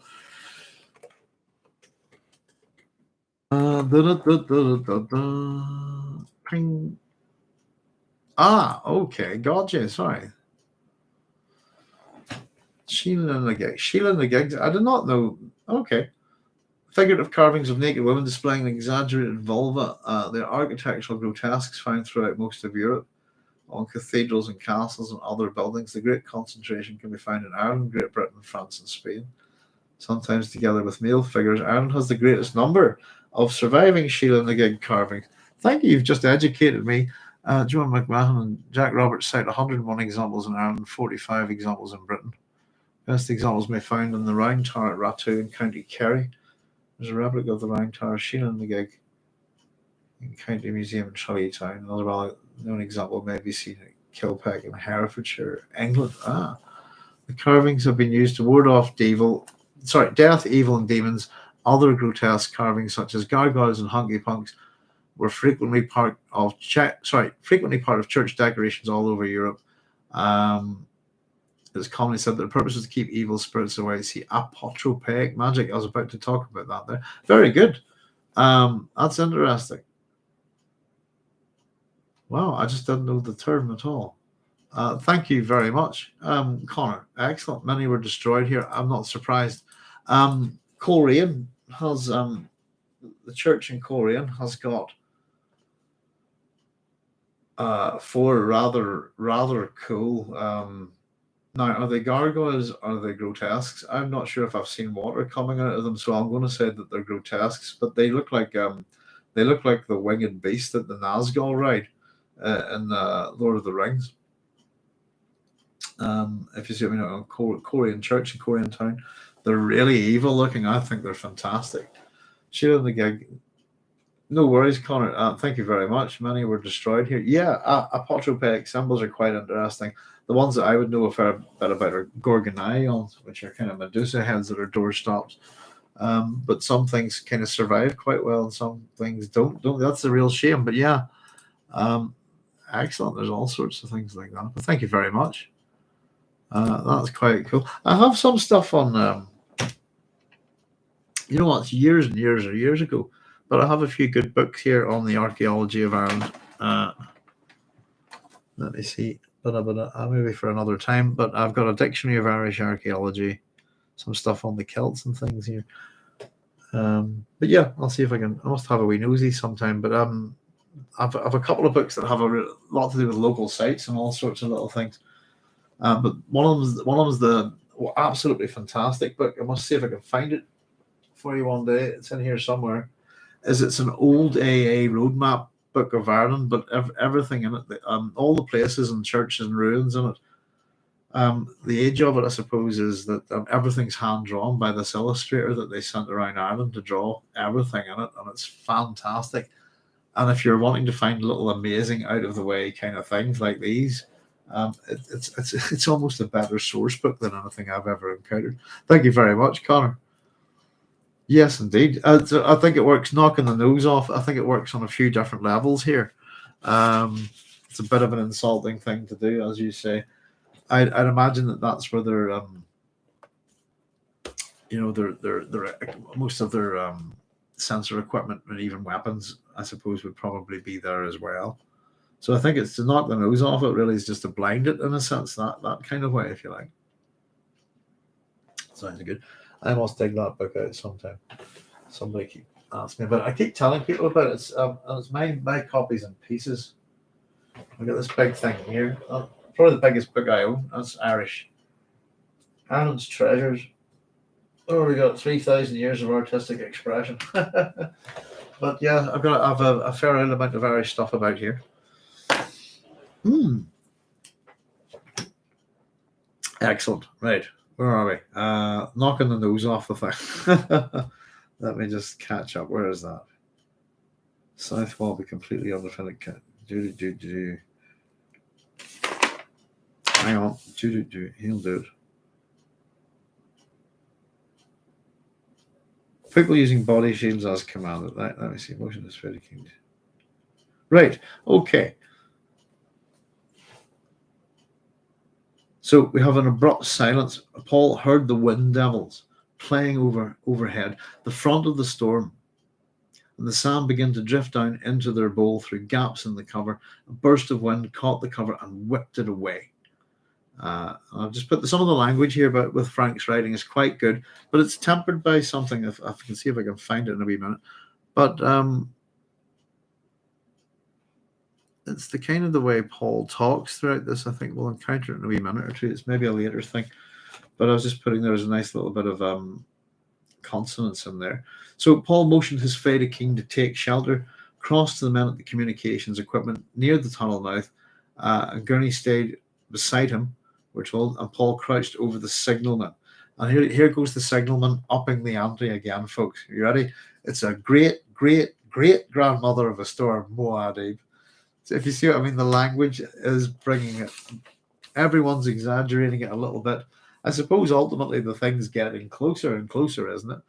So, but I think it's just funny how we've gone from great grandmother to great grandmother, and now we're at great grandmother of a storm. I think it's a little bit of fun with the language. I think the author's enjoying himself a little bit here. So Paul glanced up at the darkening sky. Gurney, have the south wall observers pull out. So they're getting all their people out of here, out of wherever they're at this point. And we're told he had to repeat his order because he's shouting above the growing noise of the storm. And we're told Gurney turned to obey. Paul fastened his face filter, tightened his still suit hood, and then Gurney returned. Paul touched his shoulder, pointed to the blast trigger, set into the tunnel mouth beyond the signalman. So Gurney, we're told, went into this tunnel and stopped there. One hand at the trigger, the other gaze on Paul. A signalman beside Paul says, "We are getting no messages." And we're going to hear this phrase repeated here. This is the first time we're going to hear it. I've marked each time we hear it in red, and I've just called it static number 1, but this is much static. And Paul nodded, kept his eye on the time standard dial in front of the signalman. Presently, Paul looked at Gurney, raised his hand, returned his attention to the dial. The time counter crawled around its final circuit. "Now!" Paul shouted and dropped his hand. Gurney depressed the blast trigger, and somewhere off goes a nuclear bomb, basically. I do have something to say about the use of atomics here in this story. We'll maybe talk about it towards the end, but I think there's very little consideration for radiation within this story. And I'm kind of wonder why. And it's maybe something that just not worth dealing with, I suppose, in the story. But I certainly think the effects of radiation are reasonably well known at this point. So Gurney depressed the blast trigger, boom, and it seemed that a full second passed before they felt the ground shake beneath them, the ground beneath them tremble and shake. And this rumbling sound that added to the storm's roar. And we're told the Fada King telescope observer appeared beside Paul, telescope under his arm. "The shield wall is breached, Muad'Dib," he shouted. "The storm is on them, and our gunners already are firing." So this thing has gone off. The shield wall is breached, the storm is coming, and all of these gunners who've sighted up their weapons beforehand are just opening fire. They're not moving, they've locked onto where they need to shoot, and they're just going to keep shooting at those points. And Paul's thoughts we get here of the storm sweeping across the basin, the static charge within the wall of sand that destroyed every barrier in the enemy camp. Pardon me. And that's, again, I've noted the strategy here. So what I get the general gist is that with the detonation of the family atomics, the combination of the storm and the sand coming in, the static charge within the wall of sand that destroyed it. It's the sand itself, isn't it? The way it's been affected by this nuclear blast, this atomic blast, that gets in and wrecks all these shields within the camp. The sand itself. It's interesting, and I wonder, has that got to do with even if we think about the slow thing penetrating the shield, this kind of thing. Here's just the desert, the sand getting in. And I think it would be highly radioactive as well. But there you go. And I think maybe that's the case. Is it it's the radioactive sand, perhaps, is what Frank means here. The static charge within the wall of sand that destroyed every shield barrier in the enemy camp. I think the nuclear blast as well. But again, this blast has been fired against the shield wall is a mountainous formation, and of course it's going to, the consequences are going to come back a wee bit on. Here comes the storm. It's piling in, sweeping across the basin, as Paul says, but someone's shouting, "The storm! We must get under cover, Muad'Dib." And we're told here that he came to his senses, feeling sand needles sting his exposed cheeks. And his thoughts here are, we are committed. This is it. It's a go-go. And he put an arm around the signalman's shoulder and he said, "Leave the equipment. There's more in the tunnel." Now, this is where I've brought in the bit I've written here. Sorry, lazy writing from Frank. Let me just go to this and see why I'm saying this. I know why I'm saying it, but I just want to point this out, that where are we? Number 55. Yeah, he put an arm around the signalman's shoulder. We got a comma, said, and then a colon. And this is going to be repeated quite a lot here, I think. Initially, but I picked up on it enough, or else I've already been picking up on it fair. But in fact, yes, no, it's a fair. As I write the dialogue down, it's been occurring quite a bit in this chapter, I think, with said, and I think it's finally done with read as well. And I actually just thought it was lazy writing. And as much as when I'm writing that, the dialogue, I've got it back here a bit. Paul gestured to a Fede King Lieutenant, comma, said, colon. There, for example, that's back a wee bit. So I've been, one said, colon, agreed. This, and it's a consistent thing here in this chapter. I'm only mentioning it now. It's just because of where I've put it in my notes, but I just don't like it. And I don't know why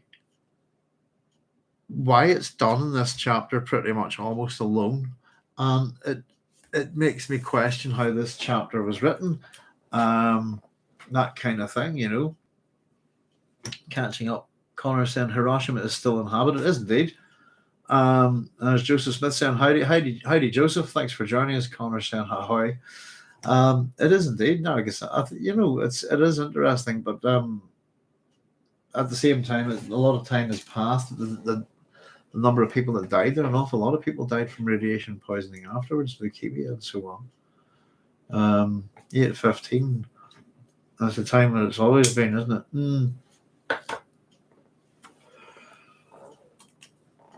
Goodness gracious, yeah. Hiroshima and Nagasaki. I'd love to go there one day. I think it's but it's still a very, very, very, very terrible thing. I think starting to sound a little like a catechism. You think, yeah? I've been trying to figure this out, Connor. What's going on here? Why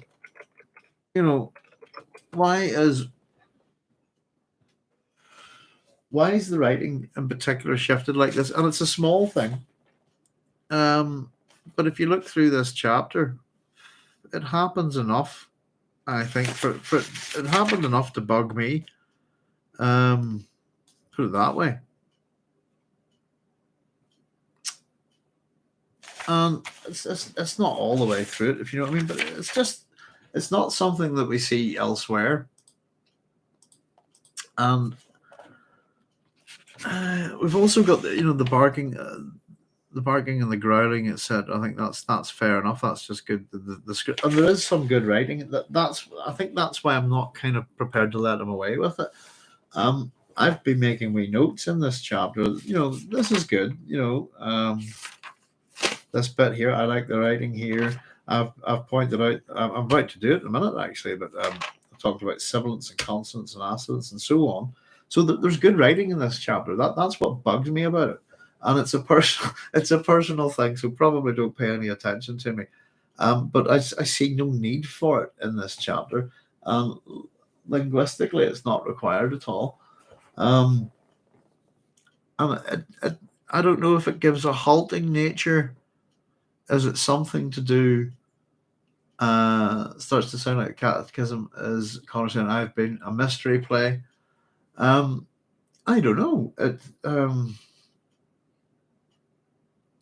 It's odd. I think there is an oddness to it, and it strikes me as almost.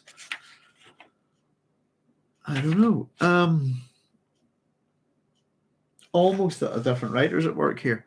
Does that make sense? That's how I find it jarring, because Frank doesn't normally write like this, and I don't think it's. I don't think it. There's a Feta King went to look, returned, comma said the explosion caused a little rock to fall, but it's the same thing. Comma said colon. I think we're just hitting maybe a lot of it now. But I just don't. I'm not a fan, I have to say. Paul said, "Leave the equipment," and it's maybe because communications is disrupted. I think I think it's possibly a technique by the author here, and maybe I'm being a bit harsh. And I think it's maybe an attempt to create some sense of something. But I find it. I just put lazy writing question mark. Is it? And I'm not sure it is, but I found it jarring, and maybe that's the point. And I've written at the top of my page here, why this style in this chapter. Leave the equipment. There's more in the tunnel. Again, these things that the Fremen aren't used to doing. I suppose we're going to see a little bit of it here. So we're told he felt himself being pulled away. Is there a bit of danger here to him? The Feta King pressed around him to protect him. They squeezed him into the tunnel mouth, feeling its comparative silence, and turned a corner into a small chamber with glow globes overhead. We're told another tunnel was opening beyond. And another signalman who sat at his equipment. This is the second time we hear that. Much static, is what he says. Let me see. So much static, the man said, yes. So we get a swirl of sand filled the air around them. And I've put down this underneath this, there's an effect here that we're getting some tension, but I've just written down that sentence there that very much, I think, doesn't it, just stands on its own, doesn't it? A swirl of sand filled the air around them. And I've just to show you there's a swirl of sand. Here we are. I've even made it a little bit illustrative, I suppose, but I've liked that. I've written underneath it, that's got sibilance, it's got alliteration, it's got assonance, it's got two. I've written a nice little bit of language, nice effect. What's it doing? Seal off this tunnel, Paul shouted. And then we're told that a sudden pressure, listen to this, a sudden pressure of stillness showed his command had been obeyed. And that's just on the ear. That's lovely. Sibilance, consonants there.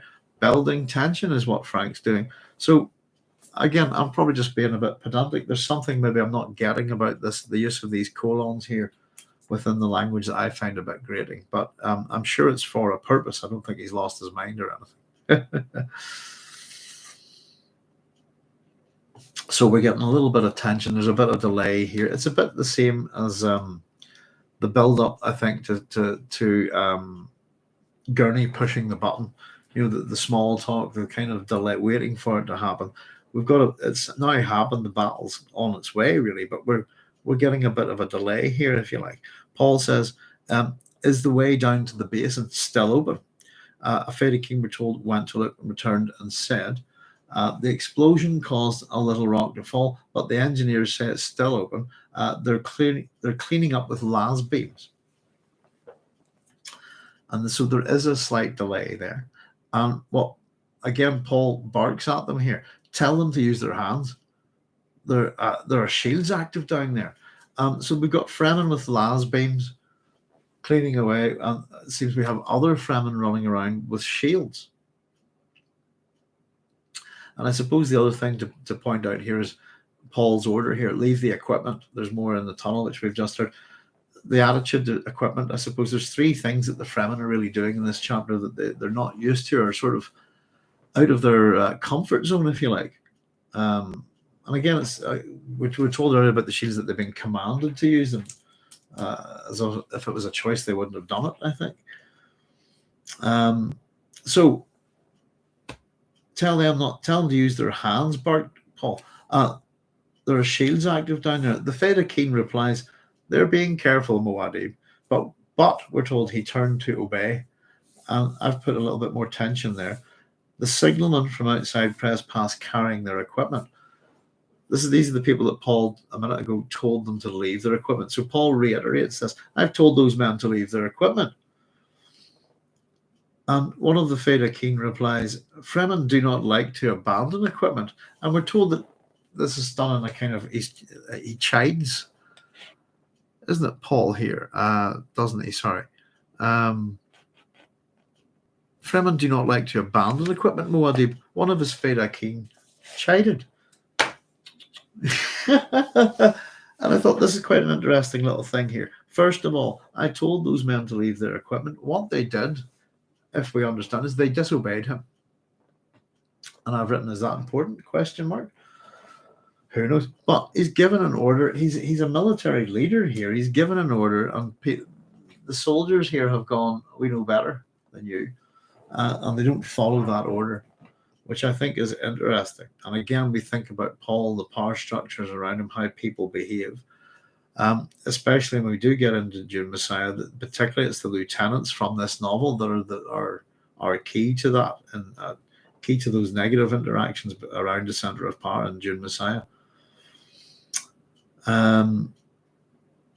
So yeah, what do we think of Paul in this chapter? I don't know.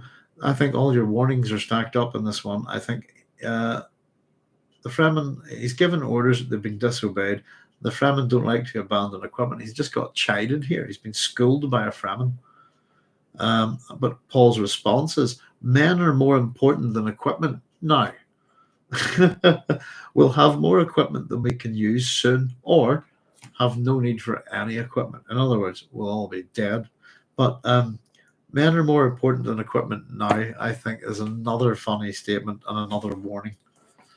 Folks are more important than telescopes now. But that statement suggests that they weren't beforehand.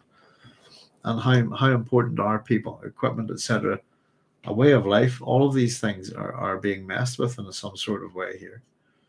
And I've put up at the top in regards to the Fremen shields, now las beams. So I've also written here hypocrisy. Men are more important than equipment now. We'll have more equipment than we can use soon, or have no need for any equipment. It kind of gets rid of that maintain what you've got idea, doesn't it? And it's possible that the Fremen disobey him here because they're maybe just having trouble with his ideas. I don't know. But it's not good to have, if you're a military commander, to not have people obey your orders, I suppose.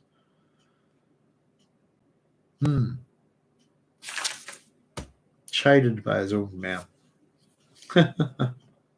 So we're told Gurney Halleck came up beside him and said, I heard them say the way down is open. We're very close to the surface here, my lord. Should the Harkonnens try to retaliate in kind? Paul says they're in no position to retaliate. They're just now finding out that they have A, no shields, and B, are unable to get off Arrakis. So there is the result of what's been happening here. Their shields have been knocked out and they're immobilized, which in warfare is what you want of your enemy. You want him immobile. They can't move. If your enemy can't move and you can, generally your enemy's done. But they're in no position to retaliate. Again, Paul's confidence here. So there's another attempt by Gurney to get Paul moving here. The new command post is all prepared, though, my lord. Shall we move? Again, the second denial here, if you like, the second, I'm not shifting. They've no need of me in the command post yet. The plan would go ahead without me. We must wait for the. And of course, we don't hear this. And the question is what? And at this point, the signal at the comms equipment starts. I'm getting a message. This is another message coming in. So we've had two attempts. Excuse me. Two attempts to let's go. You know, if you like. And he's not moving.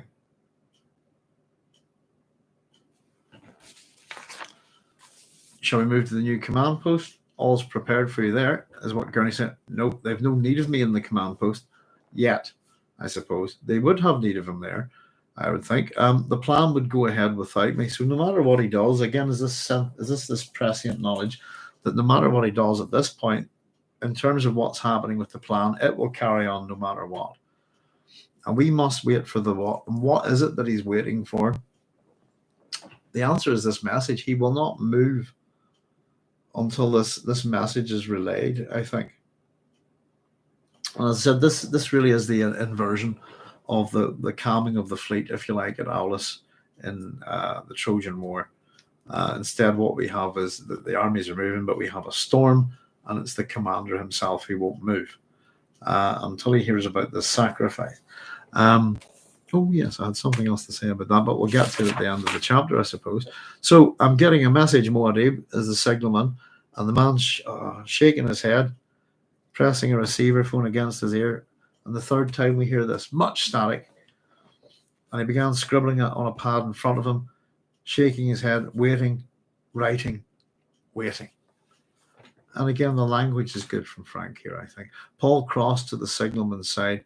This Fedaykin were told step back, giving him room. Sorry, the Fedaykin were told step back, giving him room. He looked down at what the man had written, and there's this use of this again, read.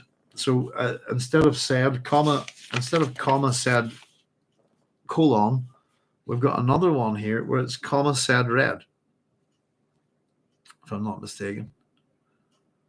Yeah, he looked down at what the man had written, comma, read, colon. I'm not sure why Frank's doing this. It really does jar with me. I have to assume that it's a technique that's designed to convey something to do with this, with the way the storm's working or with the way the communication's working. Otherwise, it's crap writing within a chapter that has some really good writing in it. And I don't believe it is crap writing, to be honest. But I'm not quite getting.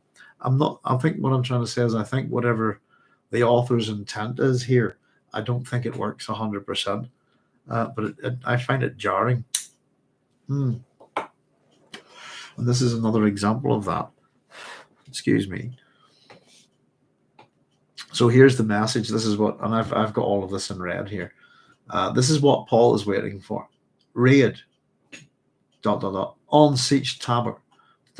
Captives. ... Alia. Blank. Families of blank. Dead are ... They blank. Son of Muad'Dib ... If you like, you could almost picture it coming in Morse code or something, couldn't you? I've put a little skull there with a question mark. Who's dead? We don't know. And I've even said that we could attempt to fill in the blanks if we were reading Dune for the first time here. Could we quickly try and fill in the blanks here? There's been a raid on Siege Tabor. You know, who some of the Sardaukar have taken captives, including Alia. Something the families of so and so. So the families of someone are dead, or something. Son of Muad'Dib. They something. Son of Muad'Dib. They what?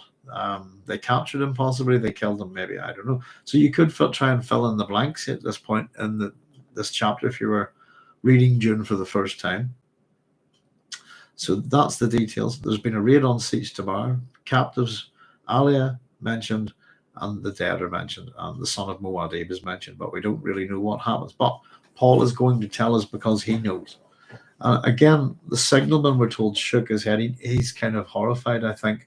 The signalman kind of shaking the head, this kind of thing. It's him kind of reacting badly to the message, I think. Reacting sympathetically.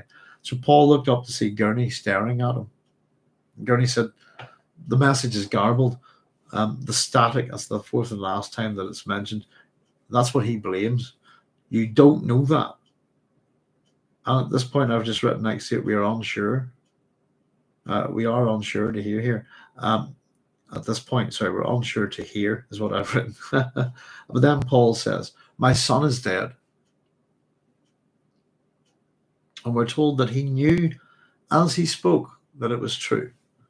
My son is dead, and Alia is captive, hostage. A different word there. And it must be, you would imagine, heartbreaking to say these words out loud. My son is dead. And I've given little Leader of the Second a little skull here at this point.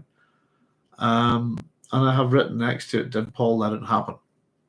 And it's the question I've always asked in Dune. And I suppose there are questions that I always come back to. And I've never answered them, if you see what I mean. And it won't, I suppose you won't find the answers in Dune at a certain point. But the question is, did he let this happen? Is this the price that he's willing to pay? Is this sacrifice one that he was willing to let occur in order for what we will discover to be the golden path to go forward? Does he let his son die? The question is, if he can see all these possible futures, etc., is there no way that he could have prevented this? And as I said, when we realize now that we go back to the previous chapter where he's saying to Alia, or sorry, not to Alia, to Chani, you're supposed to be, and he cuts off and he doesn't really go any further. There's the consequences from the previous chapter of Jessica summoning Alia from the south and doing all the things that Paul doesn't want her to do. Ultimately, they end up, this is the situation that they've created. And I simply put, because I believe that Chani is not there to protect him. I think if Chani was in the south, I think something different would have happened. That's the gist of it that I've always got. And especially when we see how competent Chani is. What a powerful character she was in the last chapter. So, my son is dead. My son is dead and Alia is captive, hostage. And we get his thoughts here at the end of this chapter. How he's feeling, first of all. He felt emptied, a shell without emotions. Everything he touched brought death and grief. It was like a disease that could spread across the universe. And Paul, we're told, could feel that old man wisdom. The accumulation out of the experience from countless possible lives. Something seemed to chuckle and rub its hands within him. That bit right there should have you going, what on earth? His son is dead. The hero has, not been able to prevent his son's death. At the very least, we'll go, that's tragic. At the very worst, it is tragic for Leto, and it's a lot worse than that, if you like. And it speaks to the nature of this family's name, the Atreides, and their relentless self-sacrifice, self-slaughter within their own family, if you like. But this is the question I asked here. My son, next to my son is dead, it's the question I keep coming back to. Did Paul let it happen? I suppose the other part of it, could he have prevented it? And then the other thing that really, really makes you wonder, should this? The bits in my notes where I write next to are things that I think that should tell us on some level that we should be careful about this guy. He could feel the old man wisdom. I'm starting to know what that's like. The accumulation out of experiences from countless possible lives. Something seemed to chuckle. His son, now get this, his son is dead. You understand? Something inside him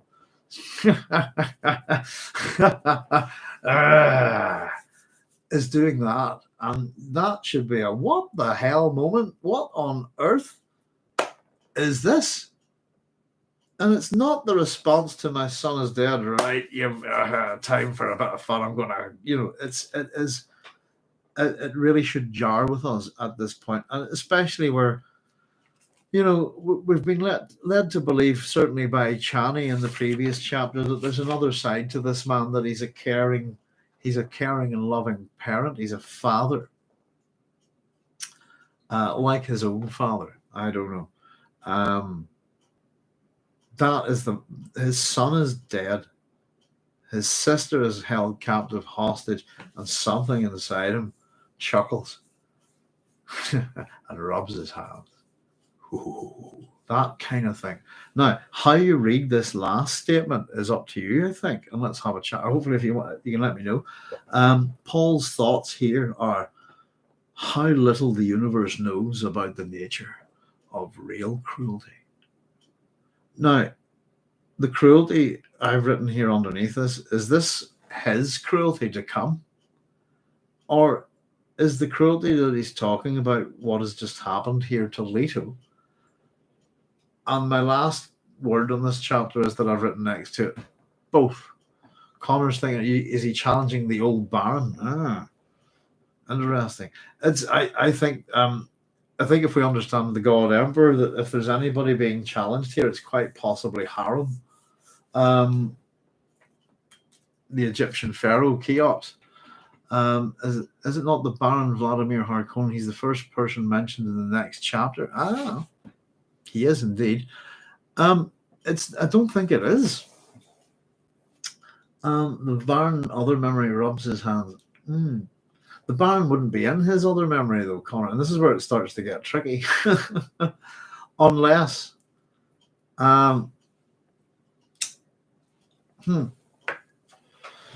that see, Paul's not an abomination. The Baron being in Alia's other memory is a real problem. It's a huge problem for the books, and it's a thing that we've discussed an awful lot on here.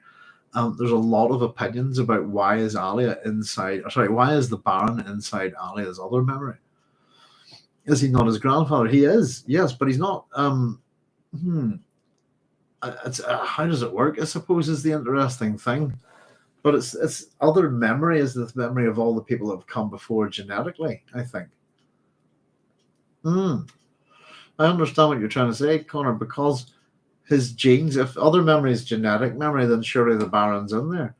It starts to mess with the whole thing. It's a tricky thing, other memory, and it's not very scientific. But it's a good question. It could be anybody. Is it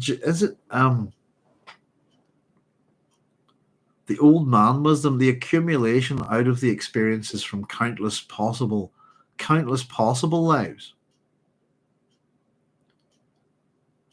You see, if we read it that way, I don't think it's. Let's break the sentence up a wee bit. I need to take some fluids here just from the book so I make sure I'm reading it correctly.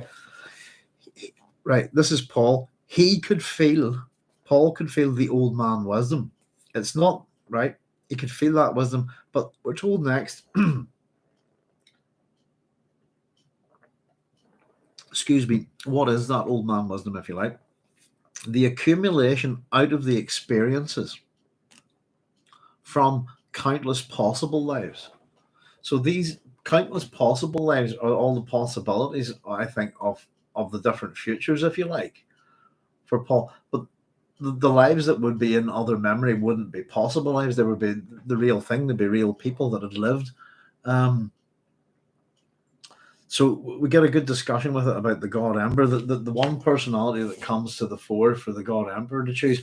I don't imagine that if Paul Atreides had to pick a different person, if you see what I mean, if he has everybody in there, if what's happening here is that he's doing the same thing what the God Emperor is doing, then I don't see why he wouldn't pick the same person. Does that make sense? Why he wouldn't pick Harem, the pharaoh known as Cheops to the Greeks? But I think that's not other memory at work here. You see, I think it's a misnomer. The old man he could feel the old man wisdom, right? So he can feel this wisdom. But what is it? It's not the accumulated wisdom of all the old other people in his memory. It's the accumulation out of the experiences from countless possible lives. That means they have I don't think that means that they're the guys in the other memory in the past, if you like.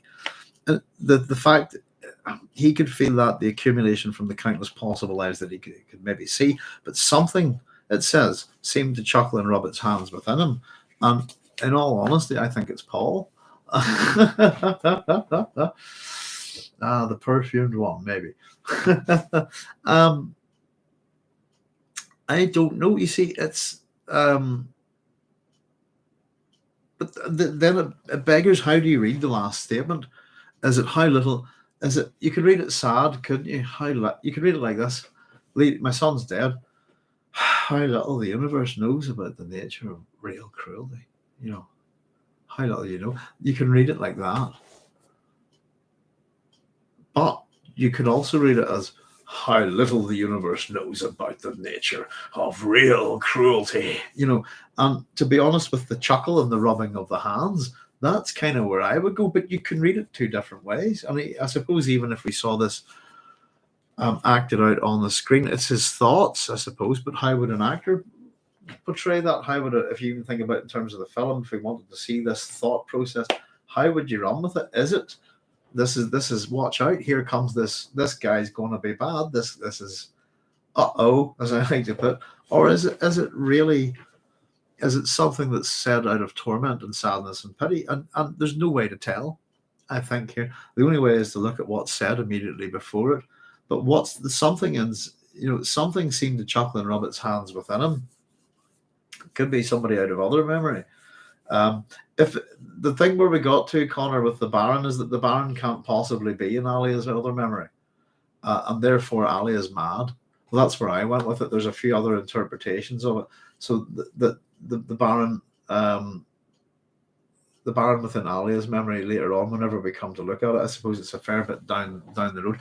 But if we understand it, the female line, all of this, he can't be there. So it has to be that she is, in terms of what an abomination is and the madness that comes with it. We have to conclude that she's raving mad, and that's what that is inside her mind. Is it's a thing that she's created there. It's a tricky one to run with, but I don't know what you think, folks. It's one, as I said, I don't have answers for this. It's a thing. This is the chapter I keep coming back to and say, look, there you go, you were warned. I think the warnings are here. I was also thinking about the sacrifice at Aulis, and thinking about the Trojan War really being framed by the murder of children. But it also got me thinking about Astyanax, which is the son of Hector, who's murdered. He's also known as Scamandrus at the end of the siege of Troy. But at the end of this, I suppose I've got Leto II dead, Ali is captive. We don't know about Hera or Caliph or Orlop, if they're dead or captive at all. This is Paul's family through via Hera. Chuckling and rubbing its hands with glee, real cruelty. Leto's dead, and that's kind of just summing up a few things on that page. But I genuinely don't know, and I've always wanted to hear other people's opinions on this. That to me, there's the whole thing. I think is an overlay of the Trojan War, that Agamemnon cannot sail until he sacrifices his daughter Iphigenia.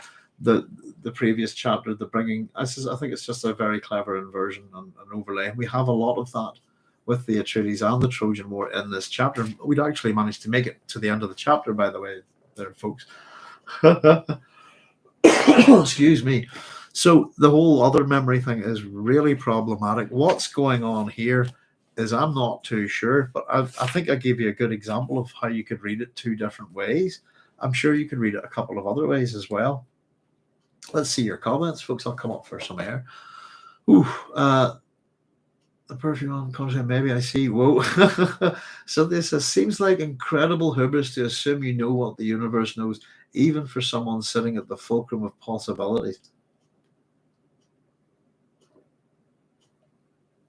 Hubris is, we talk about a few things that are recently, something about fundamentals with Greek heroes.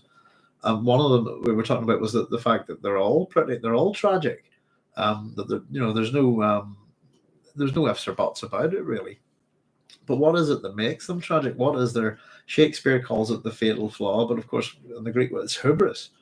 And Paul's reeking of it here. The only kind of thing, saving grace that he has within that, if you like, his there's a lot of arrogance from him here. And I think the interesting point that is, if the arrogance is in the face of his own uncertainty, because things are muddled at this point. Pardon me. He's probably been able to see enough to plan. Was, I think, as you pointed out, very much having to rely on real technologies here, not prescience. And it's that little comment about there it is. He turned away, wishing he actually felt that confident, and then that presently he said thing. So I think a lot of it is for show here. It's for his men. I still find it interesting that he's being disobeyed here. But the hubris would be mighty. I think the hubris is a thing that with the Paul Atreides will have to run with. And particularly with, if you overlay the myth, Cynthia, of Oedipus onto Paul, it's the one character in the one myth that Paul's life follows almost exactly in terms of Raglan's ritualistic steps. So, but in terms of those steps, Paul only gets up to about step 12 or 13 in this book, and then we follow that, I suppose, and ultimately Oedipus is a tricky one to deal with in terms of his tragedy and what is Oedipus's hubris is a good question. One of the things about the Oedipus myth that's kind of problematic is that everyone knows what's happening, if you like, the gods and so on, and there's nothing they can do.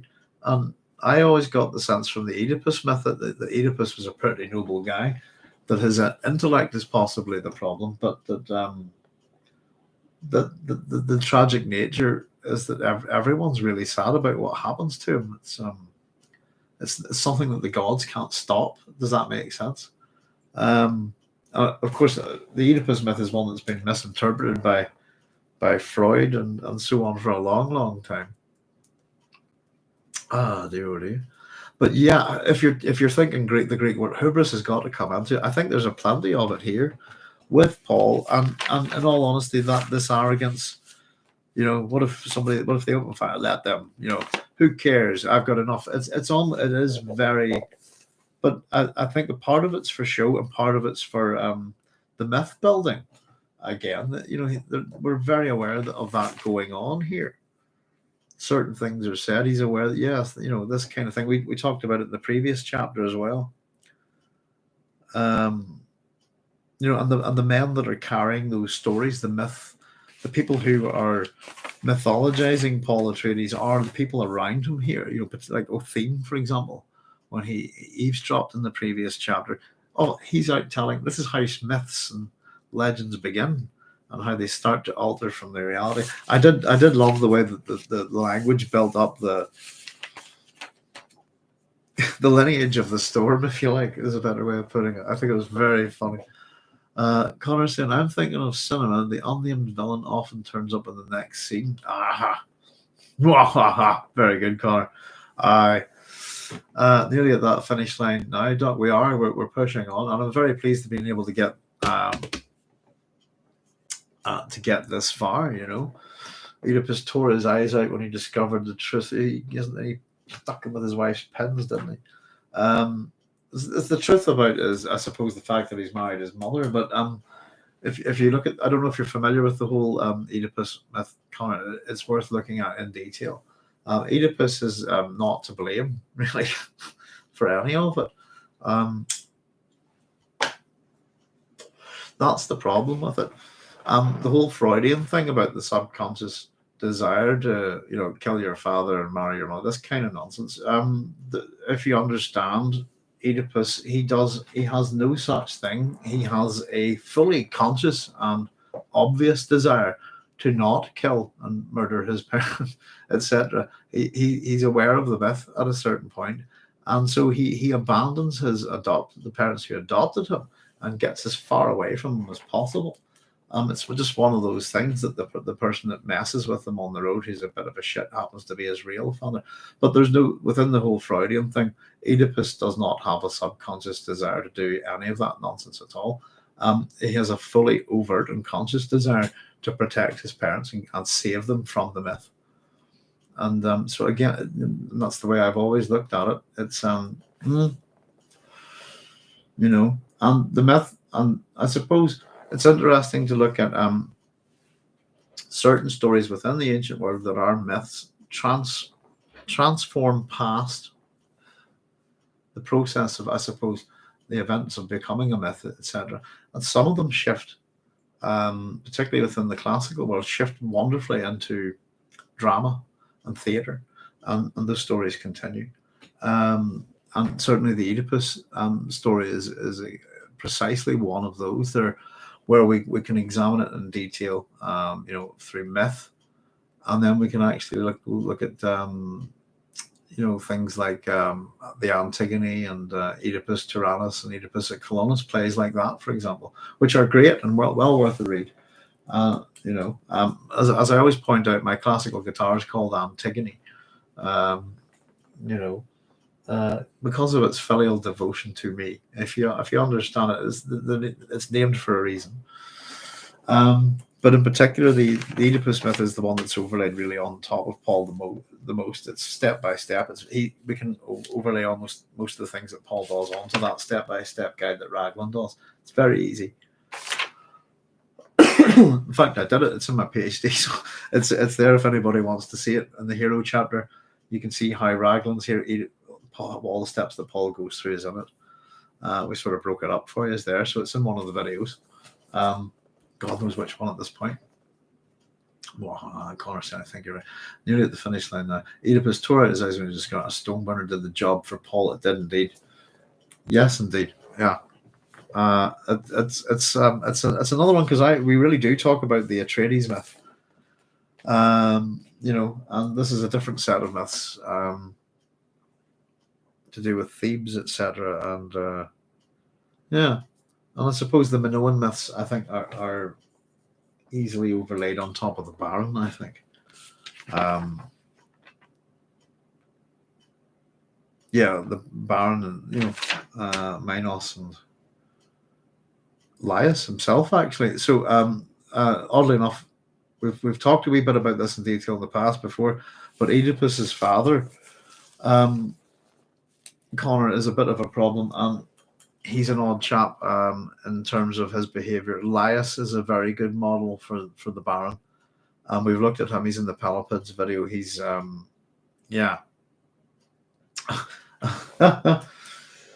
we talked about him a few times. You'll find him in oh goodness, there's a particular word we use, wasn't it? Is it catamite?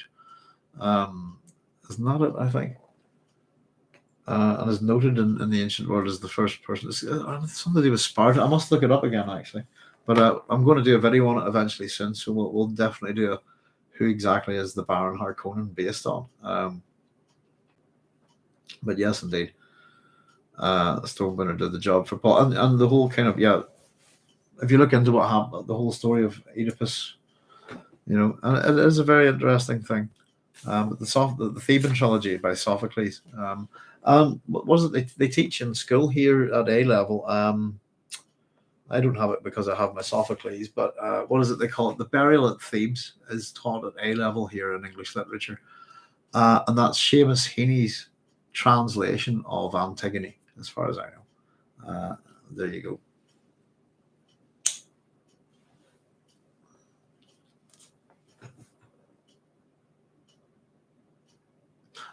Okay. That's an interesting one, Cynthia. It depends on your translations, doesn't it? Cynthia's got a very interesting point. Excuse all the smoke, folks. Might the syntax of comma said colon is that a quiet nod to the epic style? My Lattimore translation of Iliad, which I just pulled down from the shelf, uses this in some of the dialogue. That's a very interesting point, Cynthia. Could well be.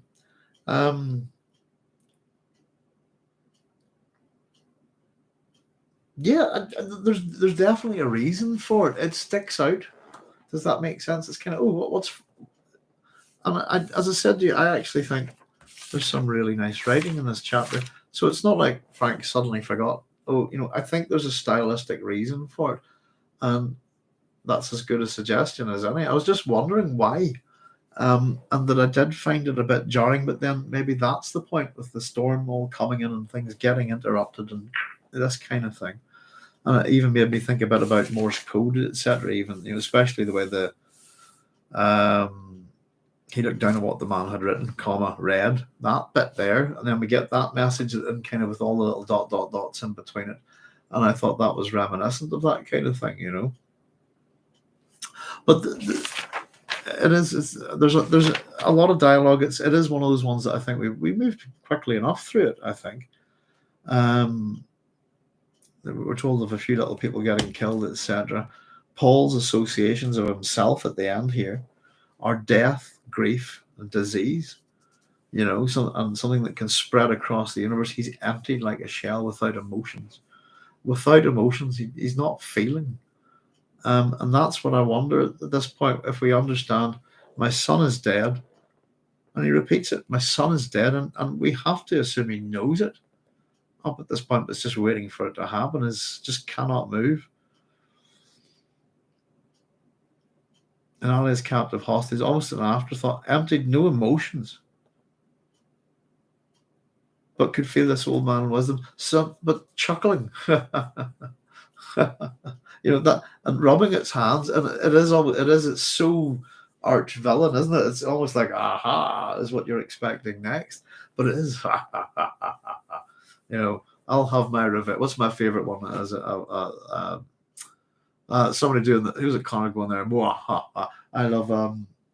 I love cheesy films, by the way, folks, and I love B movies and stuff like that.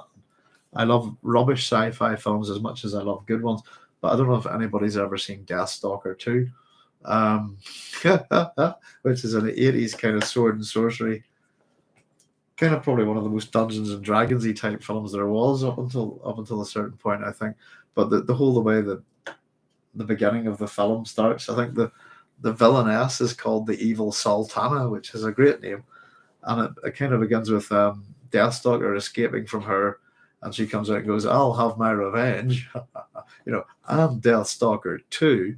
And then, of course, the title is Deathstalker 2 drop, and it runs the music. And it's the most cheesy, naff thing ever of that kind of thing, if you like. And I just enjoyed it so much. I loved it. Don't know if anybody's ever seen Deathstalker 2. Probably not ring many people's bells or anything like that, or not exactly a top class. I think it's a great film, but I've there's a Queen Kong is in it, and I've been to see Queen Kong wrestle in the Isle of Man. I've seen Red Letter Media watch the Deathstalker series. I'll get you and your little dog too. It's that kind of thing. But Red Letter Media, is that I think, yeah. Is that YouTube channel, isn't it, or something like that? Am I thinking, copy and paste, let's have a wee look.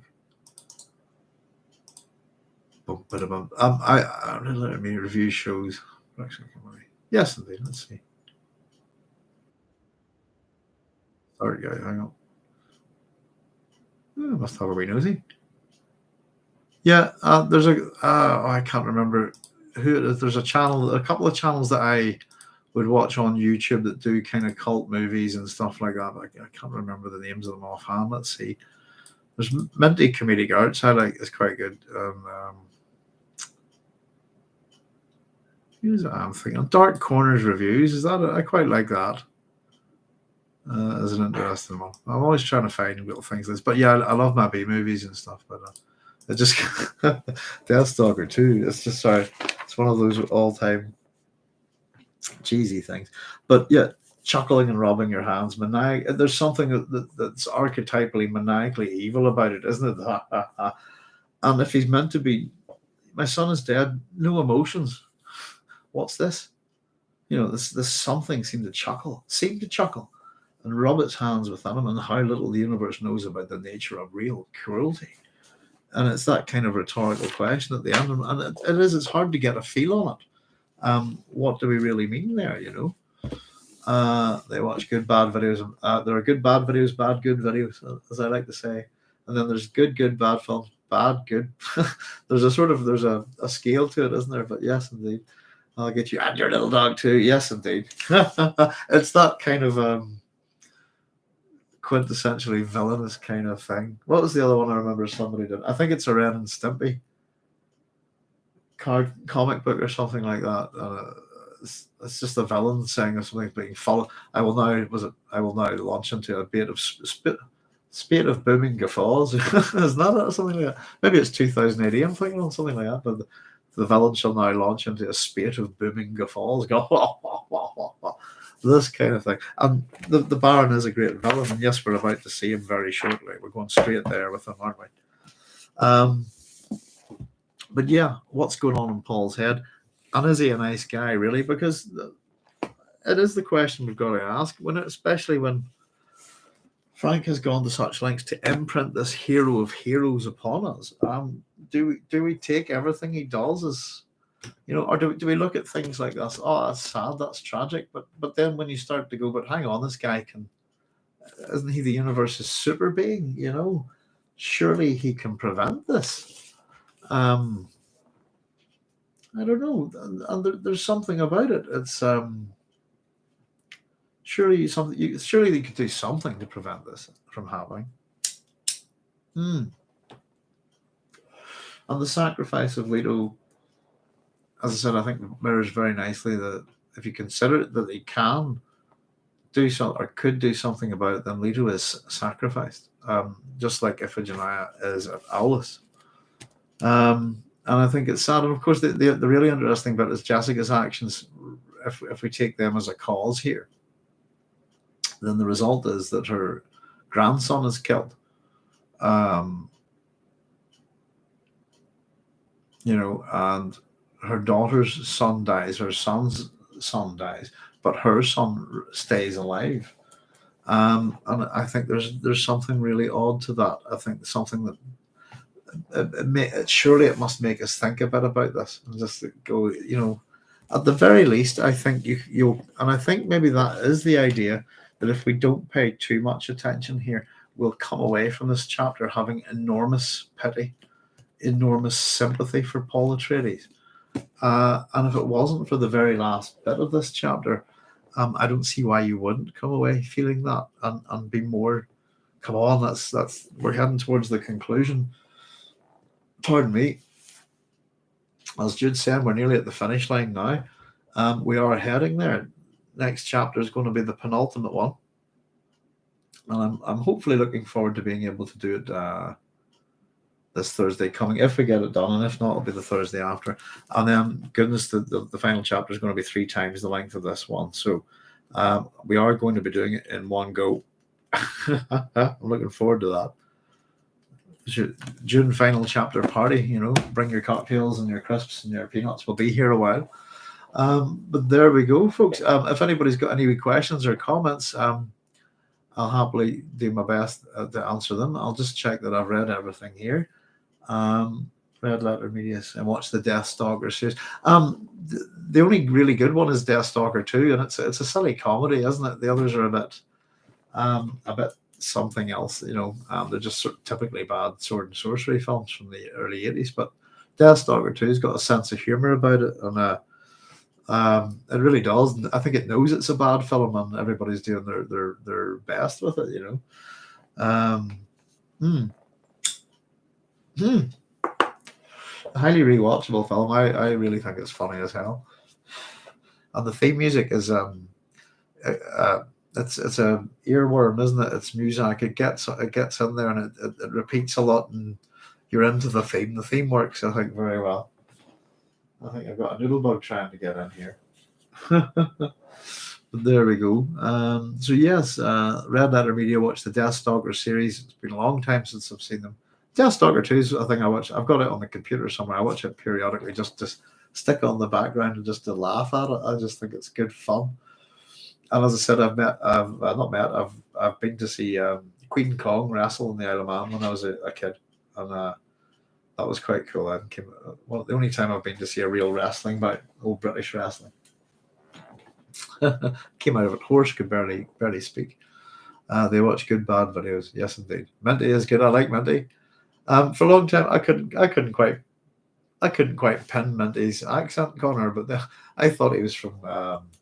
I thought he was a Scouser, but he's Australian, isn't he?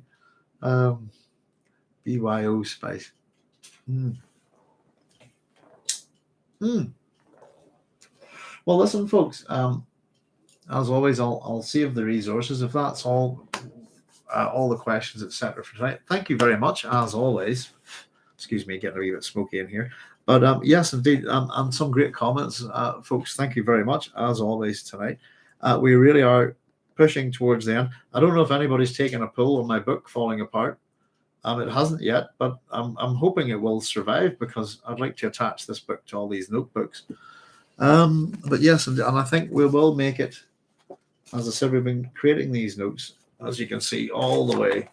This is what we do every week for you guys to make sure that we hopefully don't miss anything.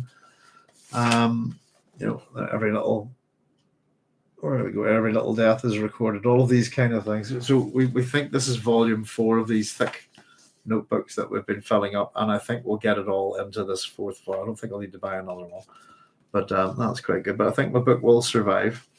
I'm on to chapter 47 next, the penultimate chapter in June. Next time. So Connor saying great stuff, Doc. Thank you very much, Connor. Thank you very much, everybody, for your contributions and your comments and your kind words, as always. And this is always improved with your input, guys. If you know what I mean, it's always much better. And I'm always it's always good to pick up with things that I don't notice, etc. And any wee comments, if I think, oh, I didn't notice that, they go in the book, folks. And as always, a wee bit of a banter around certain topics. And there are certain topics. Somebody was talking about there to Connor, I think, was it that open up massive debate, but the Baron Harkonnen and other memory is one of them. And so we've had a good old chat about that before. There's quite a few theories on it. But there we are. Well, listen, folks, I'll just Connor saying great stuff. Doc Cynthia says thanks, Doc. Thank you, Cynthia, as always. And Joseph Smith saying thank you very much, Joseph. Listen, folks, wherever you are, take care of yourselves. Look after yourselves. I hope to see you all real soon, and hope the weather and all that's good where you're at. And I'll say good night. Take care, and all the very best.